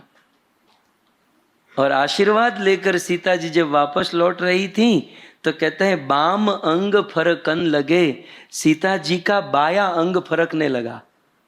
ये बाई आंख बाया हाथ फरक, आपका कभी फरकता है? कभी कभी आंखें ऐसे ऐसे होती है। पुरुष का दाया अंग फरके तो समझो कुछ शुभ होने वाला है, और स्त्री का बाया अंग फरके, बाई आंख फरके तो समझो शुभ। सीता जी का बाया अंग फरकने लगा। और जब बाया, ये सिम्टम्स था, ये सब सिम्टम्स की कथा चल रही है, क्योंकि यहाँ सिम्टम्स है ना, वो दीति के गर्भ के सिम्टम्स, इसलिए मैं इसी पर बोल रहा हूं। तो सीता का बाया अंग फरका मतलब राम से विवाह होने वाला है। तो आप स्त्रियों का बाया अंग फरके तो समझो कि बहुत अच्छा होने वाला है, पुरुष का दाया अंग फरके तो समझो कुछ शुभ मंगल होने वाला है। लेकिन ये दाया बाया अंग 2-5 मिनट फरकना चाहिए। 5-5, 10-10 घंटा फरके सीधे हॉस्पिटल में एडमिट, भक्ति वेदांत में एडमिट हो जाना भाई, कहीं लकवा ना हो जाए इस अंग फरकाने के चक्कर में। क्या अपना तो फरक रहा है, फरका नहीं है, लकवा हुआ है। ये सब थोड़ा सा और समझ लेना चाहिए। सिम्टम्स को इतना भी वो हार्ड नहीं ले लेना चाहिए। लेकिन सीता जी का इस प्रकार से दाया अंग है। श्रीमद् भागवत में नव योगेश्वर जी की बात करें तो उन्होंने भी कुछ सिम्टम्स पर चर्चा की है। श्री नव योगेश्वर मुनियों ने कहा कि जो भजन करते हैं, भक्ति करते हैं, भजन करने वालों का सिम्टम्स क्या है। जो शुद्ध भक्त होते हैं, जो उत्तम कोटि के भक्त होते हैं, उत्तम कोटि के भक्तों का सिम्टम्स क्या है? बोले वो सब लोगों के अंदर सर्वभूतेषु यह पश्येत भगवत भावम आत्मना। ये सिम्टम्स हैं उत्तम भक्तों का, प्योर डिवोटी का, कि वो सबके अंदर भगवान को देखेंगे। और सबके अंदर भगवान को देखेंगे तो सीधा स्वाभाविक सबको रिस्पेक्ट करेंगे, सबको आदर देंगे, सबको प्रणाम करेंगे, सबको प्रेम करेंगे, किसी की निंदा नहीं करेंगे, ईर्ष्या नहीं करेंगे। तो ये प्योर डिवोटी का सिम्टम्स है कि जो सबको प्रणाम करे, जो सब में भगवान को देखे। फिर मध्यम कैटेगरी के भक्त का सिम्टम्स क्या है?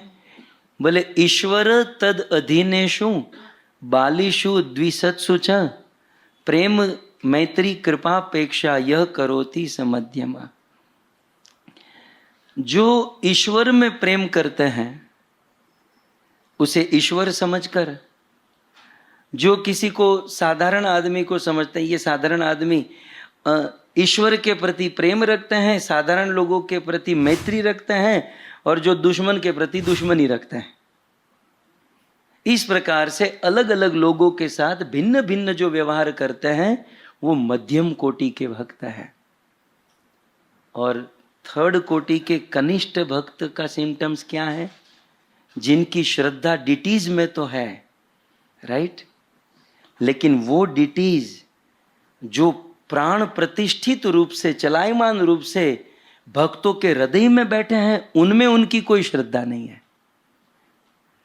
भगवान के अर्ज विग्रह में श्रद्धा है, लेकिन भक्त के हृदय में परमात्मा बैठे हैं जीवंत रूप से, उन भक्तों में श्रद्धा नहीं है तो समझो वो कनिष्ठ भक्त है। हम किस कैटेगरी के हैं थोड़ा सा विचार कर लीजिएगा। मेरे जैसों का तो हम लोगों का क्या है, हम डिटीज की बड़ी सेवा करते हैं, भगवान को बहुत आरती पूजा सजाते हैं, सब कुछ करते हैं, लेकिन भक्तों के प्रति निंदा करते हैं, अपराध करते हैं, ये भक्त तो ऐसा है, ये भक्त तो वैसा है। यदि भक्त के अंदर कदाचित दोष हो भी तब भी हमें उनको पूर्ण आदर देना चाहिए। जैसे हम लोग समय निकाल निकाल कर वृंदावन जाते हैं, गोस्वामियों के मंदिरों का दर्शन करते हैं, गोविंद देव जी मंदिर में जाते हैं। गोविंद देव जी मंदिर 7 मंजिल का था, 4 मंजिल टूट गई, केवल 3 मंजिल है, भग्न मंदिर है। कई सारे मंदिर भग्न है, विग्रह भग्न है, टूटे फूटे हैं, लेकिन उन टूटे फूटे हुए मंदिर का दर्शन करने हम कई हजार किलोमीटर दूर से जाते हैं। क्यों? क्योंकि उस मंदिर में भगवान बैठे हैं। टूटे फूटे मंदिर का भी हम दर्शन करते हैं क्योंकि उसमें भगवान है। ठीक उसी प्रकार यदि कोई भक्त टूटा फूटा हो, यदि किसी भक्त में कोई टूटा फूटा दोष भी हो, फिर भी हमें उनका दर्शन प्रणाम करना चाहिए, क्योंकि अंदर भगवान बैठा है, अंदर ईश्वर बैठा है। लेकिन नीचता, निम्नता क्या है कि विग्रह में भगवान दिखाई देते हैं लेकिन भक्तों में भगवान नहीं दिखाई देते हैं। सो ये कनिष्ठ भक्तों का सिम्टम्स हैं कि इस प्रकार से वो होने लगे। श्रीमद् भागवत जी में और रामायण में दोनों जगह पर प्रश्न पूछा गया कि कलयुग का सिम्टम्स क्या है। मतलब कलयुग तो चल ही रहा है, लेकिन कलयुग का प्रभाव किसी पर ज्यादा पड़ता है, किसी पर कम, राइट? आप लोगों पर तो कलयुग का प्रभाव है ही नहीं, सब सतयुग के लोग बैठे हैं यहाँ पर, सब ऋषि मुनि लगते हैं, दाढ़ी मूछ नहीं है बस है। लेकिन हम दूसरों की बात करते हैं कि भाई हमारे पर, पड़ोसी में, इनके ऊपर कलयुग का सबसे ज्यादा प्रभाव है। ये किस सिम्टम्स से पता चलेगा कि इस बंदे में कलयुग का प्रभाव ज्यादा है? कलयुग के प्रभाव का सिम्टम्स क्या है? रामायण में यह प्रश्न गरुड़ जी ने काकभूषणी जी को पूछा। भागवत जी में भी है, लेकिन मुझे वो थोड़ा सरल पड़ता है, रामायण का है ना, सरल भाषा है। तो बोले कलयुग का सिम्टम्स क्या है? तो वो कहते हैं नारी विवश नर सकल गोसाई, नाचे नर मर कट की नाई। इसका ट्रांसलेशन करूं? बुरा न लगे तो ना करूं। यदि कोई पुरुष, अब यहां नारी का अर्थ केवल नारी नहीं है, नारी माने संसार की माया। अब पुरुष और स्त्री संसार की माया के हाथों का खिलौना बन जाए, जैसे मदारी बंदर को नाच नचाए, वैसे कलयुग का पुरुष स्त्री के हाथों का खिलौना बन जाए और उनके इशारे पर नाचे, हैं, कहे कि सुबह उठ जाना, पानी भर लेना। जी भर लूंगा। जाओ जरा ये सब्जी लेकर आओ। हाँ जी लेकर आऊंगा।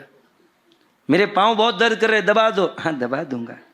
इसलिए पत्नी है ना, 1-2 साल बड़ी ही खोजिएगा, पांव दबाना पड़े ना तो दुख न लगे, वरिष्ठ है, वरिष्ठ। भागवत में लिखा है कि वरिष्ठों की सेवा करनी चाहिए, तो वरिष्ठों की सेवा का फल भी मिल जाए। मैं अक्सर कहता हूं कि 1-2 साल बड़ी हो ना तो अच्छा होता है कि बाहर जाने की जरूरत नहीं, घर पर ही वरिष्ठों के चरण दबा लेता है। कलयुग आ चुका है, कलयुग का प्रभाव सर पर चढ़ चुका है। इसका सिम्टम्स क्या है? पत्नी जब घर पर आए और माता पिता से जो झगड़ा करने लगे, समझो यहां कलयुग आ चुका है।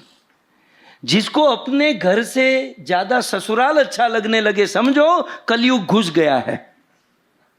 ससुरारी पियारी लगे जब ते, रिपु रूप कुटुंब भयो तब ते। कलयुग आ चुका है। धर्म की सभा में जब अधर्म होने लगे, समझो कलयुग आ चुका है। सारे अलंकार आभूषण को त्याग कर केवल बालों की हेयर स्टाइल को ही सबसे बड़ा आभूषण माना जाए, समझो कलयुग आ चुका है। कलयुग के सिम्टम्स हजारों करोड़ों वर्ष पहले भागवत और रामायण में बता दिए गए हैं। असमय में वर्षा होने लगे, समझो कलयुग आ चुका है। प्रजा का शोषण होने लगे, समझो कलयुग आ चुका है। सही इस प्रकार से रामायण और भागवत में और भी कहा गया,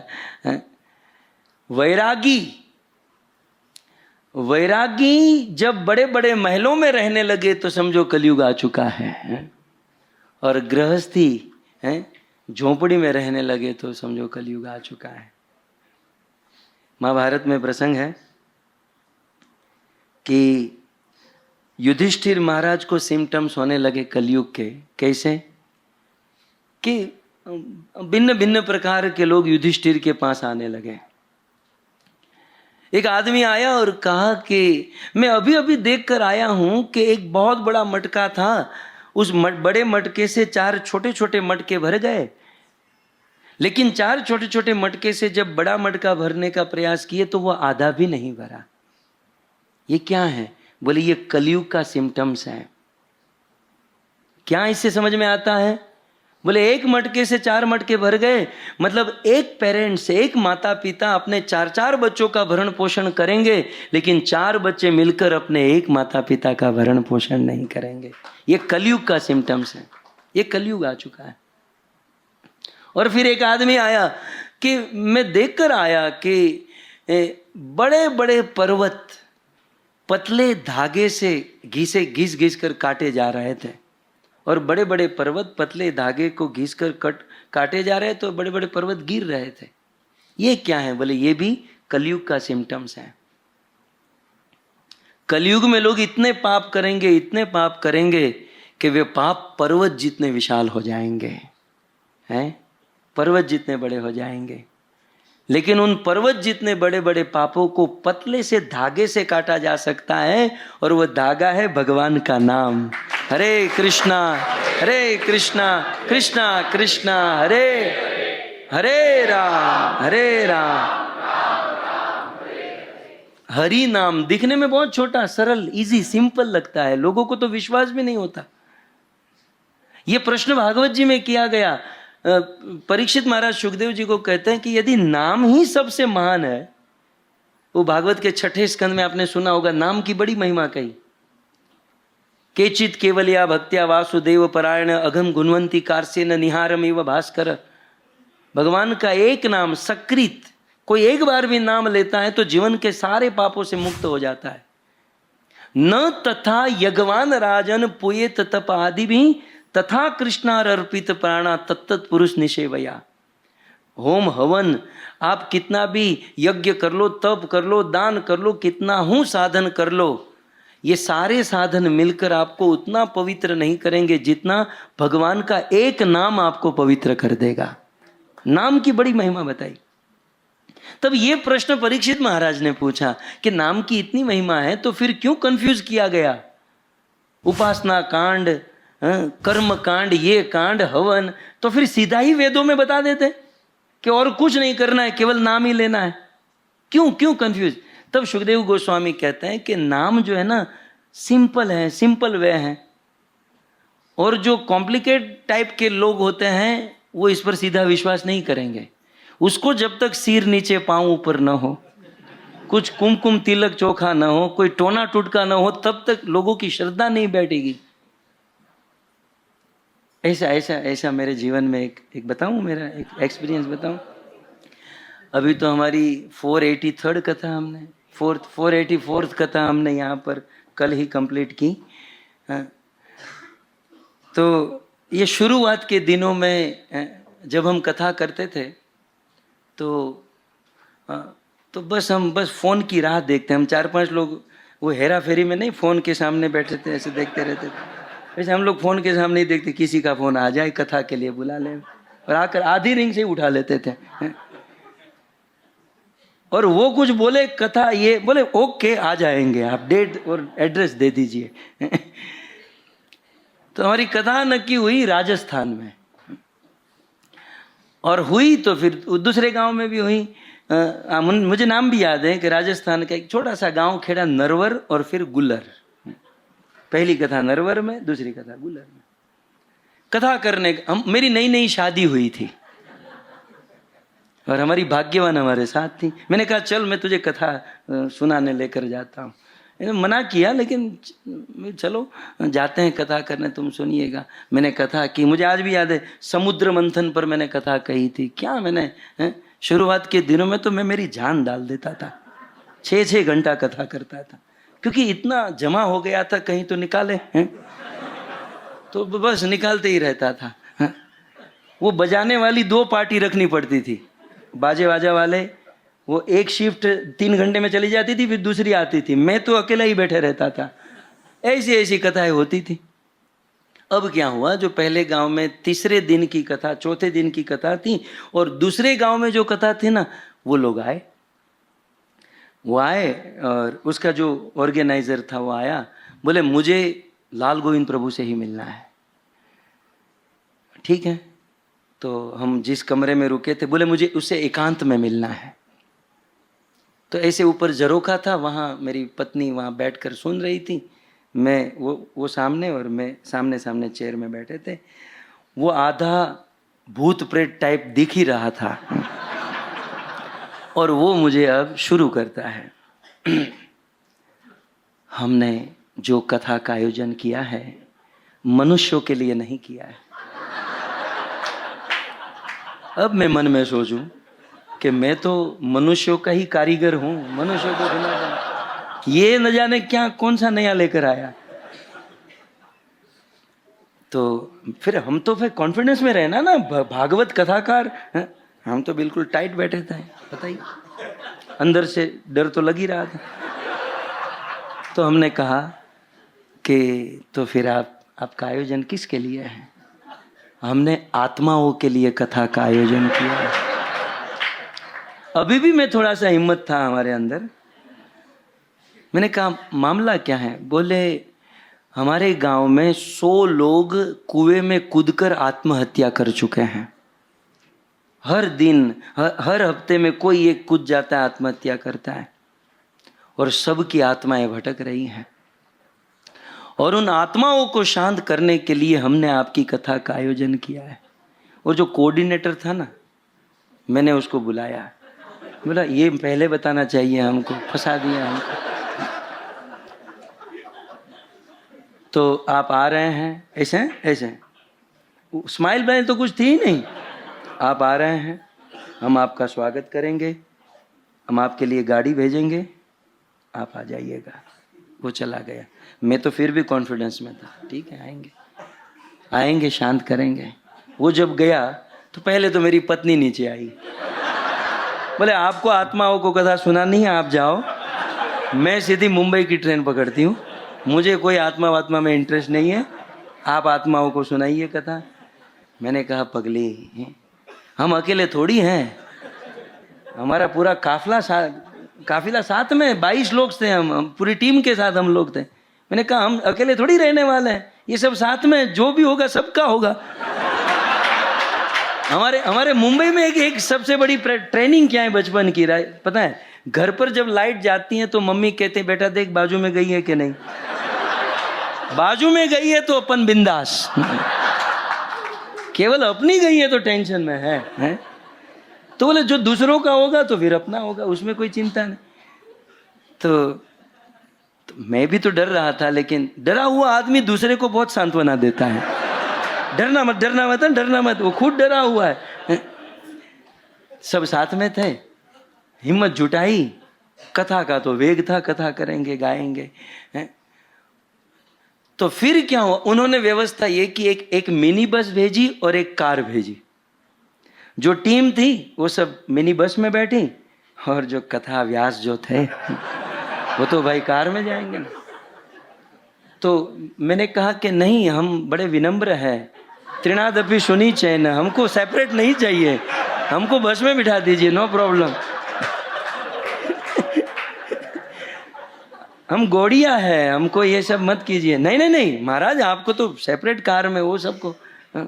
लेकिन मैंने कहा देखो, हम सबको साथ में चलाइएगा, कोई आगे बस चलेगी, पीछे आपकी कार चलेगी, हैं।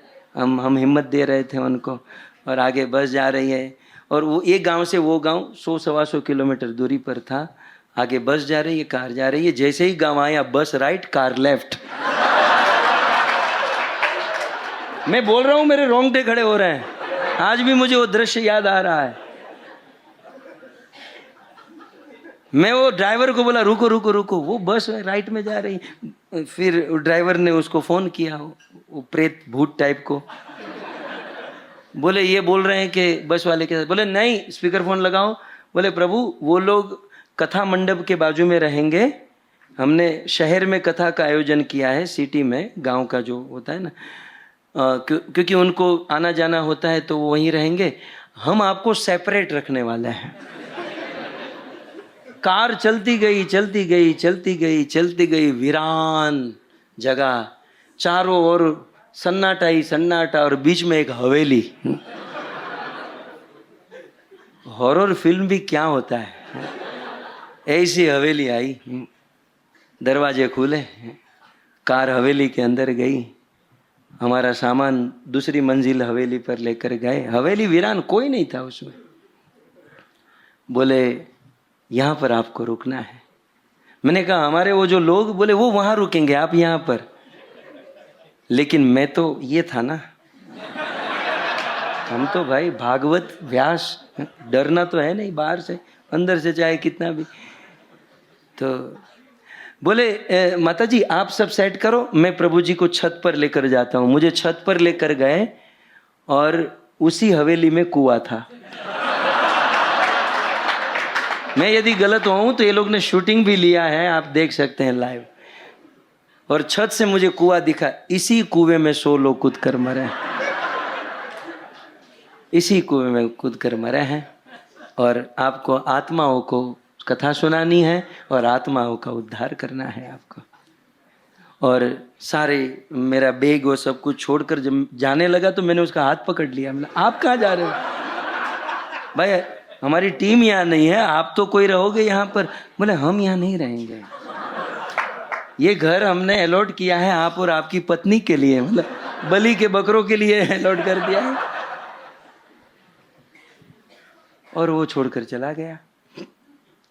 और जाते जाते देवता क्या कहकर गया, ये नहीं कहा होता ना तो फिर भी अच्छा था, लेकिन अब जो लास्ट बॉल में 6 मार के गया, वापस दरवाजे से लौट कर आकर मुझे कहता है कि ध्यान रखिएगा, इसके पहले जितनी भी कथाएं हमने करवाई हैं, वो आत्माएं रोज शाम को कथा व्यास के पास आती हैं, तो आएगी तो आप आत्माओं को संभाल लीजिएगा। मैं उस समय 22 साल का था, मैं कोई इतना बड़ा नहीं, मैं कोई तजुर्बे वाला आदमी नहीं था, मैं भी अंदर से पूरा डरा हुआ था। और वो इतना कहकर चला गया। मेरी पत्नी मुझे देखे, मैं उनको देखूं। बोले देख क्या रही है, अब हमारे पास एक ही सहारा है, नरसिम्ह देव भगवान। उस दिन जो भगवान नरसिम्ह देव हमको याद आए हैं, उसके बाद इतने याद नहीं आए हैं। मैंने कहा एक काम कर, पहले तो ये खिड़की दरवाजे सब बंद कर, आत्माओं को आने का रास्ता पहले बंद कर दो। सारे खिड़की दरवाजे किए बंद। और आप लोगों ने तो केवल मूवियों में देखा होगा, हमने तो ये फील किया है।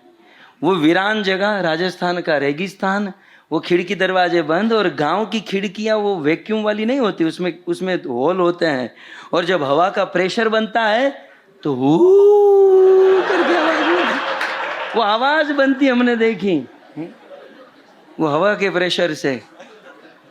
और फिर हमने शुरू किया नमस्ते न प्रहलाद। उस दिन मैंने प्रभुपाद को प्रार्थना की कि ये आरती 2 मिनट की क्यों बनवाई, 2 मिनट में खत्म हो गई आरती। रिपीट भी बंदा कितनी बार करेगा, हैं? हमको तो पूरी रात निकालनी थी। तो इस प्रकार से हमारी हालत हुई, आप देखिए। खैर हम ज्यादा क्या बताएं, फिर तो क्या था, नींद तो आ नहीं रही थी, भागवत खोलकर हम बैठ गए, भागवत पढ़ने लगे।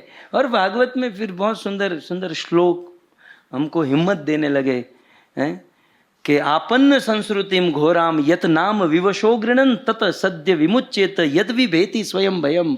यदि हम हरि नाम लेते हैं तो भय भी भयभीत होकर दूर चला जाता है। हरि नाम लेने वाले वो काहे की चिंता, काहे का। भागवत पढ़ते रहे और दूसरे दिन फिर पूरे कॉन्फिडेंस में भागवत गाए। फिर वो आया, आत्मा आई थी, फिर मैं भी शुरू हो गया, आई थी। तुम लोग डबल डबल शिफ्ट में कथा करवाते हो, रात को आत्माएं कराती है, दिन में आपको करवाते हो। अब देखो ऐसे लोगों के लिए तो सीधा सीधा हरि नाम देंगे तो नहीं चलेगा ना। तो फिर हमने एक जुगाड़ लगाया, जुगाड़ है।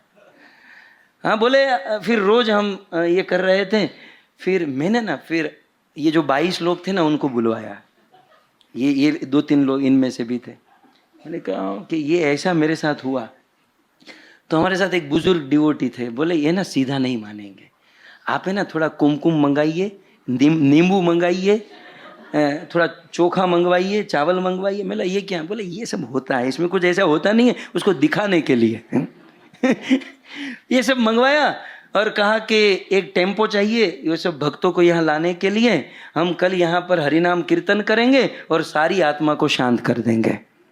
फिर हमने डिवोटी को बुलवाया, कीर्तन किया, कुएं की परिक्रमा की, कुएं के ऊपर नीचे यहाँ वहाँ सब भक्त जा जाके कीर्तन ऐसा किए।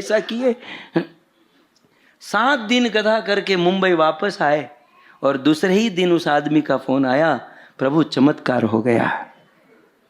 क्या? बोले 24 साल से हमारे वहाँ बारिश नहीं हुई, कथा के बाद इतनी बारिश हुई कि सब खेत भीग गए, सब यहाँ पर। और दूसरा 100 की 100 आत्माएं शांत हो गई प्रभु। अब गांव वालों ने निर्णय लिया है कि हर साल आपको बुलाएंगे। मैंने कहा मैंने निर्णय लिया है कि मैं कभी तेरे पास नहीं आऊंगा। आत्मा को कथा सुनाऊंगा कि आदमी को सुनाऊंगा? वो दिन और आज का दिन हम कभी वहां नहीं गए। मुझे कई जगह से, पाकिस्तान से इनविटेशन आता है, आइए कथा के लिए, कई जगह से आता है। खैर इस प्रकार मैं ये कह रहा था कि कलयुग में पर्वत के समान बड़े बड़े पाप होंगे, लेकिन उन पाप को पतले से धागे से काट सकते हैं, और धागा है हरि नाम। दिखने में सिंपल सरल है लेकिन बड़ा पावरफुल है। कलयुग में पापों को काटने के लिए ये सबसे बड़ा साधन है। और सिम्टम्स की बात हो रही है, 2 पॉइंट कहकर मैं विराम करूं। शिल प्रभुपाद पूरे विश्व में सनातन धर्म का डंका बजाने वाले थे, पूरे विश्व में कृष्ण भावनामृत का प्रचार करने वाले थे। इसके सिम्टम्स बचपन से ही पता चल गया। एक तो उनके जन्मदिन से ही पता चल गया कृष्ण का जन्म, और दूसरे दिन सुबह प्रभुपाद जी का जन्म। ये सिम्टम्स था। और जब बच्चे थे, आजकल के बच्चे जिद करते हैं, मुझे खिलौना चाहिए। खिलौना कौन सा? बंदूक चाहिए, वो गन मशीन चाहिए, दादा बस यही करना है जीवन में। छोटे से अभय ने अपने पेरेंट्स को जिद क्या किया? मुझे रथ चाहिए, मुझे रथ चाहिए। और गौर मोहन डे ने छोटा सा रथ बनाया और अभय उस रथ को लेकर, बच्चों को लेकर कलकत्ता की गलियों में रथ चला रहा था। ये सिम्टम्स था कि ये बच्चा आगे चलकर इस रथ यात्रा को पूरे ब्रह्मांड में स्थापित कर देगा। सैन फ्रांसिस्को, यूके, अमेरिका, पूरी दुनिया में ये सिम्टम्स था। और प्रभुपाद जी ने स्वयं अपनी कलम से लिखा, स्वयं प्रभुपाद जी ने अपनी कलम चलाई कि मैं जब छोटा था, मेरे पिताजी मेरे हाथों से साधु संतों को दान करवाते थे, और मेरे पिताजी कहते थे इनको आशीर्वाद दो, ये राधा रानी का भक्त बने। मेरे पिताजी कृष्ण का भक्त बने ऐसा क्यों नहीं कहते थे? राधा रानी का भक्त बने ये कहना, ये सिम्टम्स था। क्योंकि प्रचार करना कृष्ण का काम नहीं है, प्रचार तो कृष्ण का करना है ना, कृष्ण तो एक सब्जेक्ट है, उसका प्रचार कौन करेगा? श्रीमती राधा रानी करेगी। मैं आपकी जानकारी के लिए कह दूं, जैसे वो मिस्त्री लोग होते हैं ना, मिस्त्री लोगों के अधिष्ठाता देव है विश्वकर्मा। जैसे वो मोची समाज है ना, उनके अधिष्ठाता देव रविदास, स्वामी रविदास जी हैं। सबके अपने अपने अधिष्ठाता, कुल देवी कुल देवता होंगे ना। ये भागवत क्लास, प्रवचन, कथा करने, प्रीचिंग करने वालों का अधिष्ठाता देव कौन? श्रीमती राधा रानी है। जैसे वो मिस्त्री विश्वकर्मा को प्रार्थना करके शुरू करते हैं ना, वैसे प्रचार करने वालों की अधिष्ठात्री देवी श्रीमती राधा रानी है, क्योंकि सुखदेव गोस्वामी की गुरु श्रीमती राधा रानी है। ये भागवत, ये प्रचार करने की सबसे पहली इच्छा तो राधा रानी को हुई और सुखदेव को भेजा था।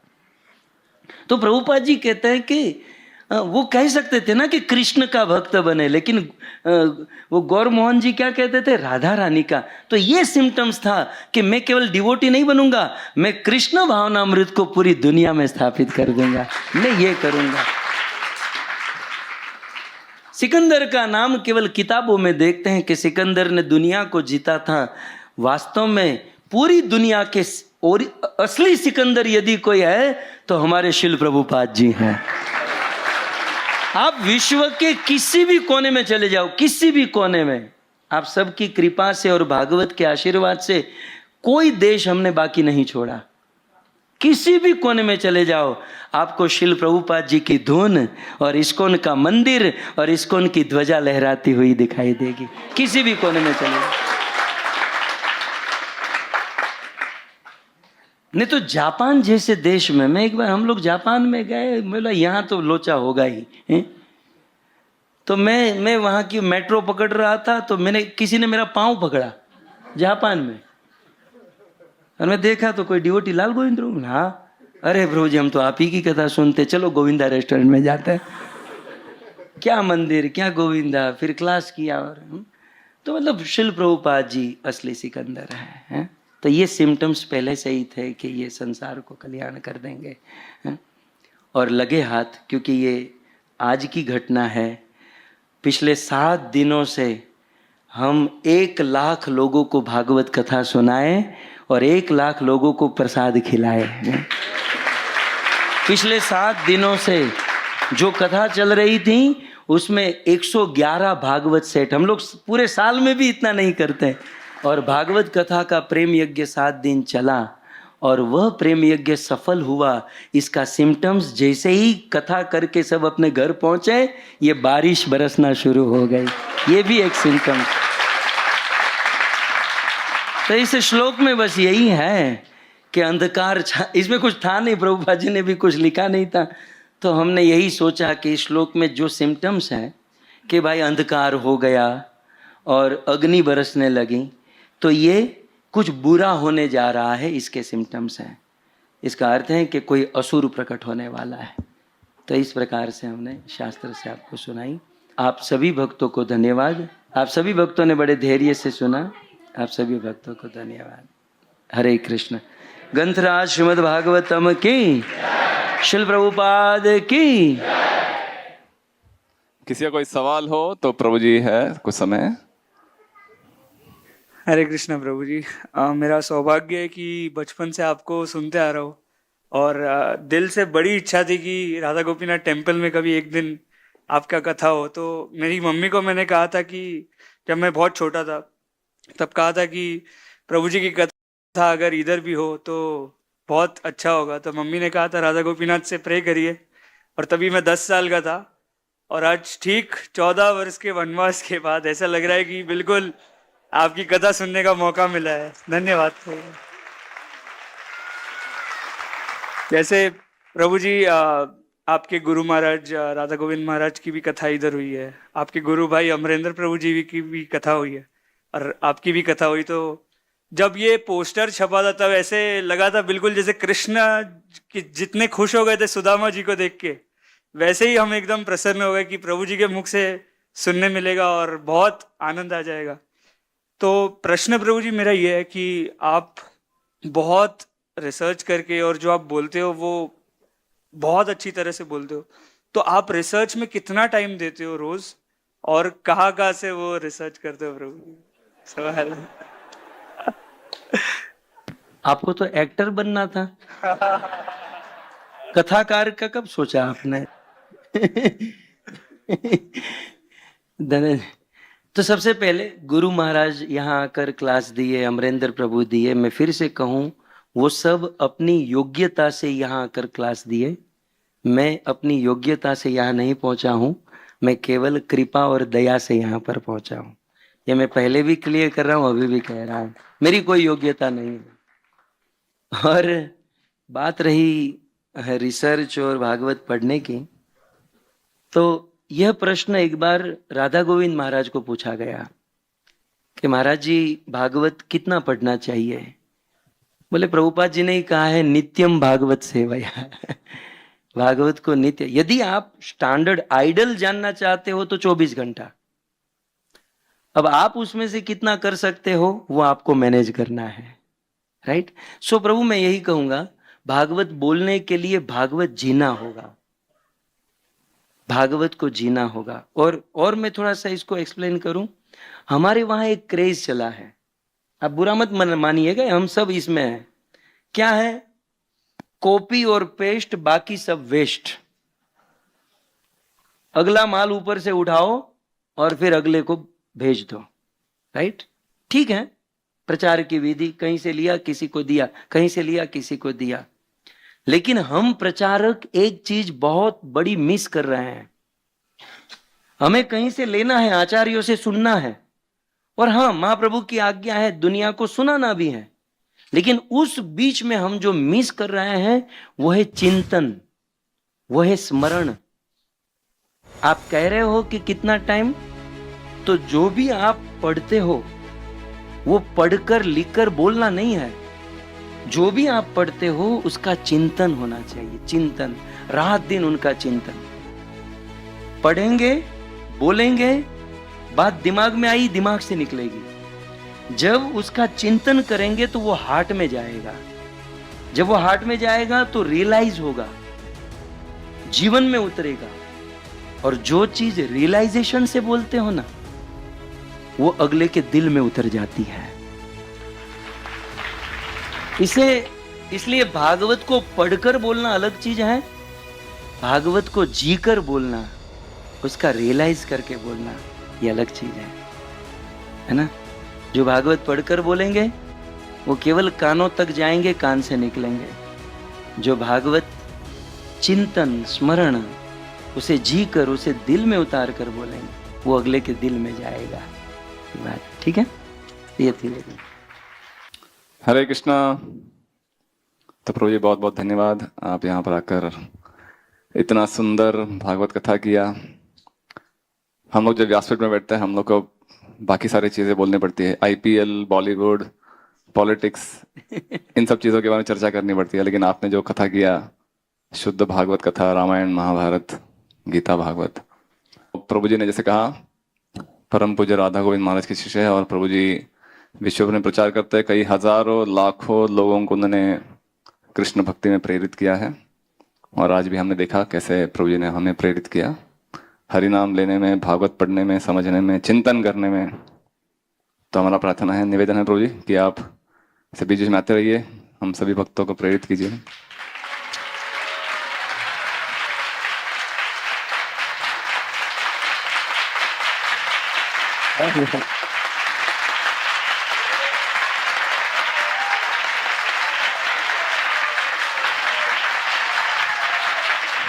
तो प्रभु जी का 3 बार हम धन्यवाद करेंगे, 3 बार जोर से हरि बोल बोलकर, हरि बोल, हरि बोल, हरि बोल।